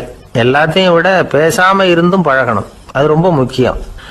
உண்மையே பேசணும். சத்தியத்துக்கு மதிப்பு கொடுக்கறவங்கள தான் சரித்திரம் மதிக்கும். உண்மை பேசினா மட்டும் போதாது, அந்த உண்மையில நன்மை கலந்துருக்கணும். கொலைகாரனுக்கு பயந்துக்கிட்டு ஒருத்தன் உங்க வீட்டுக்குள்ள ஒளிஞ்சிருக்கிறான். அந்த முரட்டு ஆசாமி கையில அறிவாளோட வந்து அவங்க வந்தானான்னு உங்ககிட்ட கேட்கறான்னு வச்சுங்க. உண்மைதான் உயர்வு தரும் அப்படின்னு நினைச்சுக்கிட்டு, ஆமா உள்ளதான் இருக்கிறான், அடுப்பங்கரையில குதிருக்கு பின்னாடி உட்காந்துருக்கிறான், போய் பிடிச்சிட்டு போங்க அப்படின்னு சொல்லுவீங்க? அது நன்மை இல்லாத உண்மை. அதனால பிரயோஜனம் கிடையாது. அதே மாதிரி உங்க பேச்சில் அன்பு இருக்கணும், நிதானம் இருக்கணும், இனிமை இருக்கணும், சிந்தித்து பேசணும், சமயம் அறிந்து பேசுறதும் முக்கியம். அதை பத்தி நமக்கு வேற யாரும் சொல்லிக் கொடுக்க வேண்டியதில்லை. எந்த நேரத்தில் யாருக்கிட்ட எப்படி பேசினா காரியம் நடக்கும் அப்படிங்கிறது நமக்கு நல்லா தெரியும். அது கைவந்த கலை. அவையறிந்து பேசுற திறமை பேச்சாளர்களுக்கு ரொம்ப அவசியம். அது இல்லைன்னா நிலைமை பரிதாபமாயிடும். ஒரு பேச்சாளர் ரொம்ப மும்முரமா பேசிக்கிட்டே இருந்தாராம். ரொம்ப நேரம் நிறுத்தவே இல்லை, பேசிக்கிட்டே இருக்கிறாரு. சபையில் இருந்தவங்கலாம் ஒவ்வொருத்தரும் எழுந்திரிச்சு போய்கிட்டே இருக்கிறாங்க. கடைசியில் 2 பேர் தான் அக்கறையா பேசுகிறவரை கவனிச்சுட்டு உட்காந்துருந்தாங்களாம். மேடையில் பேசிக்கிட்டு இருந்தவர் அவங்கள பார்த்து சொன்னாராம், எனக்கு கூட்டம் முக்கியம் இல்லை, எவ்வளவு பேர் என் பேச்சை கேட்குறாங்க அப்படிங்கிறது முக்கியம் இல்லை. நீங்கள் 2 பேராவது ஊக்கமாக என்னை கவனிச்சுக்கிட்டு உட்காந்துருக்குறீங்க, அது போதும். உங்களுக்காகவே நான் பேசிக்கிட்டு இருக்கிறேன் அப்படின்னார். இதை கேட்டதும் உட்கார்ந்துருந்த 2 பேர்ல ஒருத்தர் எழுந்திருச்சு, அப்படி இல்லைங்க, நாங்க 2 பேரும் நீங்க பேசி முடிச்ச உடனே தொடர்ந்து பேச வேண்டிய ஆளுங்க, அதுக்காக தான் காத்துக்கிட்டு இருக்கிறோம், சீக்கிரம் முடிங்க அப்படின்னாங்களாம். ஒரு ஊர்ல ஒரு புகழ்பெற்ற பத்திரிகையாளர் இருந்தார். அவர் ஒரு நாள் திடீர்னு இறந்து போயிட்டார். அதுக்கப்புறம் நேரா சொர்க்கத்துக்கு போனார். சொர்க்கத்தின் வாசல்ல நின்றுகிட்டு இருந்த ஒருத்தர் அவரை தடுத்தார். இதை பாரு, ஏற்கனவே இங்க 12 பத்திரிகையாளர்கள் இருக்கிறாங்க, அவங்களுக்கு இங்க வேலை இல்லை. அதுக்கு என்ன காரணம்னா, சொர்க்கத்துல திடுக்கிடும் செய்திகள்லாம் ஒன்றும் கிடையாது. அப்படி என்ன இருக்க போகுது இங்க எல்லாம் அது ஒழுங்கா நடந்துகிட்டு இருக்கோம். எல்லாம் ஒழுங்கா நடந்தா பத்திரிகைகளுக்கு சுவாரஸ்யமான கொலை கொள்ளை தீ வைப்பு இது மாதிரி எதுவும் இங்க இல்லை. ஏற்கனவே இங்க இருக்கிறவங்க எல்லாரும் மரத்தடியில் உட்காந்துக்கிட்டு தியானம் பண்ணிட்டு இருக்கிறாங்க. அந்த ஒரே செய்தி தான் தினமும் இங்க வந்துகிட்டு இருக்குது. அதை படிக்கிறதுக்கே இங்கே ஆள் கிடையாது. அதனால நான் என்ன சொல்றேன்னா, நீ பேசாம நரகத்துக்கே போயிடு. அங்கே எவ்வளவோ நிகழ்ச்சிகள் நடந்துகிட்டு இருக்கு. அங்கே தான் அதிகமான பத்திரிகையாளர்கள் தேவைப்படுறாங்க. அங்கே உனக்கு நிறைய வேலை இருக்கும். அதை செய்யறதில்ல, நீயும் மகிழ்ச்சியா இருக்கலாம் அப்படின்னு சொன்னாராம். அங்கே அந்த சொர்க்கத்தின் வாசல்ல நின்றுகிட்டு இருந்தவர். இந்த பத்திரிகையாளர் அங்கேயே நின்று கொஞ்சம் யோசனை பண்ணார். இவருக்கு சொர்க்கத்திலே இருக்கணும்னு தான் ஆசை. அதனால மெதுவா அவர்கிட்ட பேசினாராம், ஐயா, என்ன ஒரு 24 மணி நேரம் இங்க உள்ள இருக்கிறதுக்கு அனுமதி கொடுங்க. இங்க இருக்கிற பல பத்திரிகையாளர்களை எனக்கு தெரியும். அவங்கள சில பேரை சமாதானப்படுத்தி மெதுவா பேசி நரகத்துக்கு அனுப்பி வச்சுடுறேன். நான் இங்க இருந்துக்கிறேன். உங்க கணக்குப்படி 12 பேருக்கு மேல இங்க தாண்டாது, அப்படி பாத்துக்கிறேன் அப்படின்னாராம். அவரும் யோசனை பண்ணி பார்த்துட்டு, சரி அப்படியே உனக்கு அனுமதி கொடுக்குறேன், ஆனா ஒரு விஷயம், 24 மணி நேரம் தான் அனுமதி, அதுக்குள்ள எல்லாம் நடக்கணும் அப்படின்னு இருக்காரு. சரின்னு சொல்லிவிட்டு இந்த பத்திரிகையாளர் உள்ள போனார். யோசனை பண்ணார். திட்டம் போட்டு ஒரு பொருளையை கிளப்பி விட்டார். சக பத்திரிகையாளர்கள் எல்லாம் கூப்பிட்டு சொன்னாராம், இந்த பாருங்க, நரகத்துல ஒரு பெரிய தினசரி பேப்பரை கொண்டுகிட்டு வர்றதுக்காக திட்டம் போட்டுக்கிட்டு இருக்காங்க. அதுக்கு பல அதிகாரிகள் தேவைப்படுறாங்க. நிறைய சம்பளம் கிடைக்கும். யார் யாரெல்லாம் நரகத்துக்கு போக ஆசைப்படுறாங்களோ அவங்க எல்லாம் போகலாம் அப்படின்னு ஒரு பொருளையை கிளப்பி விட்டார். 24 மணி நேரம் கழிச்சு வாசல் பக்கம் போனார். அங்க இருந்தவர்கிட்ட எத்தனை பேர் வெளியேறினாங்கன்னு விசாரிச்சாராம். அப்போ அவர் இவரை, நீ வெளியே போகக்கூடாது, முதல்ல உள்ளதான் இருக்கணும் அப்படின்னு தடுத்தாராம். அப்புறம் சொன்னாராம், நீ சொன்ன செய்தியை கேட்டதும் இங்க இருந்த எல்லா பத்திரிகையாளர்களுமே நரகத்துக்கு போயிட்டாங்கப்பா, உள்ள யாருமே இல்லை, அதனால நீ உள்ளே இருக்கலாம் அப்படின்னாராம். இதை கேட்டதும் இந்த பத்திரிகையாளரே குழம்பி போயிட்டார். ஒருவேளை உண்மையிலேயே நரகத்துல புதுசா பத்திரிகை ஏதாவது ஆரம்பிக்க போறாங்களோ அப்படின்னு அவரே நினைக்க ஆரம்பிச்சிட்டாராம். அப்புறம் சொன்னாராம், ஐயா, என்னை விட்டுருங்க, நான் நரகத்துக்கே போயிடுறேன், அங்க ஏதோ விசேஷம் இருக்கணும் அப்படின்னாராம். இல்லைன்னா இத்தனை பேரும் ஒட்டுமொத்தமா அங்க போறதுக்கு சான்ஸே இல்லை, என்னை தடுக்காதீங்கன்னு கெஞ்ச ஆரம்பிச்சுட்டாராம். மற்றவங்க நம்பணுங்கிறதுக்காக ஒரு பொருளையை கிளப்பி விட்டார். கடைசியில தானே அந்த பொருளைக்கு ஆளாயிட்டார். அதாவது பிறரை ஏமாற்றிய அவரது மனம் கடைசியில் அவரையே ஏமாத்த ஆரம்பிச்சுட்டு பாருங்க. நீங்க இப்படி அடுத்தவங்களை ஏமாத்துறதுக்கு உங்க மனசை பழக்கப்படுத்துறீங்க, ஆனா கடைசியில் அதனால நீங்களே ஏமாற்றப்படுகிறீர்கள் அப்படிங்கிறது பெரியவர்களுடைய புத்திமதி. அதனால உங்க மனசுகிட்ட ரொம்ப எச்சரிக்கையா இருங்கோ அப்படிங்கிறாங்க. நம்ம ஆளுங்க அங்க போய் என்ன சொல்லுவாங்கன்னா, இந்த பாரு அங்க போவாத இங்க போவாதன்னு பயமுறுத்துறது உண்டு. சில பேர் அங்க பேய் இருக்குது, பிசாசு இருக்கு அப்படின்னு பொருளையை கிளப்பி விடுறது உண்டு. இருட்டு நேரம் காட்டு வழியா ஒருத்தன் போய்கிட்டு இருக்கிறான். அங்க பேய் பிசாசு நடமாட்டம் இருக்கிறதாக வதந்தி. இவன் பயந்துகிட்டே வேகமா போறான். காடு முடிஞ்சு மெயின் ரோட்டுக்கு வந்து சேர்ந்தான். அப்பாடா, ஒரு பஸ் நின்றுட்டு இருக்கு தனியா. இருட்டில் லேசா தெரிஞ்சது. ஓடி போய் ஏறி உள்ள உட்காந்துக்கிட்டான். பயந்துக்கிட்டே போனவன் அப்புறம் தான் தெரியுது உள்ள யாருமே இல்லை. டிரைவரும் இல்லை, கண்டக்டரும் இல்லை, வேற யாரும் இல்லை. இவனுக்கு பேய் பயம் அதிகமாக போட்டுது. ஏன்னா நடு ராத்திரி. இந்த நேரம் பார்த்து அந்த பஸ் தானே நகர ஆரம்பிச்சுதான். இவனுக்கு இன்னும் பயம் அதிகமாக போட்டுது. ஏன்னா டிரைவர் சீட்டு காலியாக இருக்கு, பஸ் நகருது. இவன் உடம்பு பூரா நடுங்க ஆரம்பிச்சுட்டுது. வீல்னு கத்தலாமான்னு பார்த்தான். அந்த நேரம் பார்த்து அவன் தோளில் ஒரு கை விழுந்துதான். திடுக்கிட்டு திரும்பி பார்த்துருக்கிறான். அங்கே டிரைவர்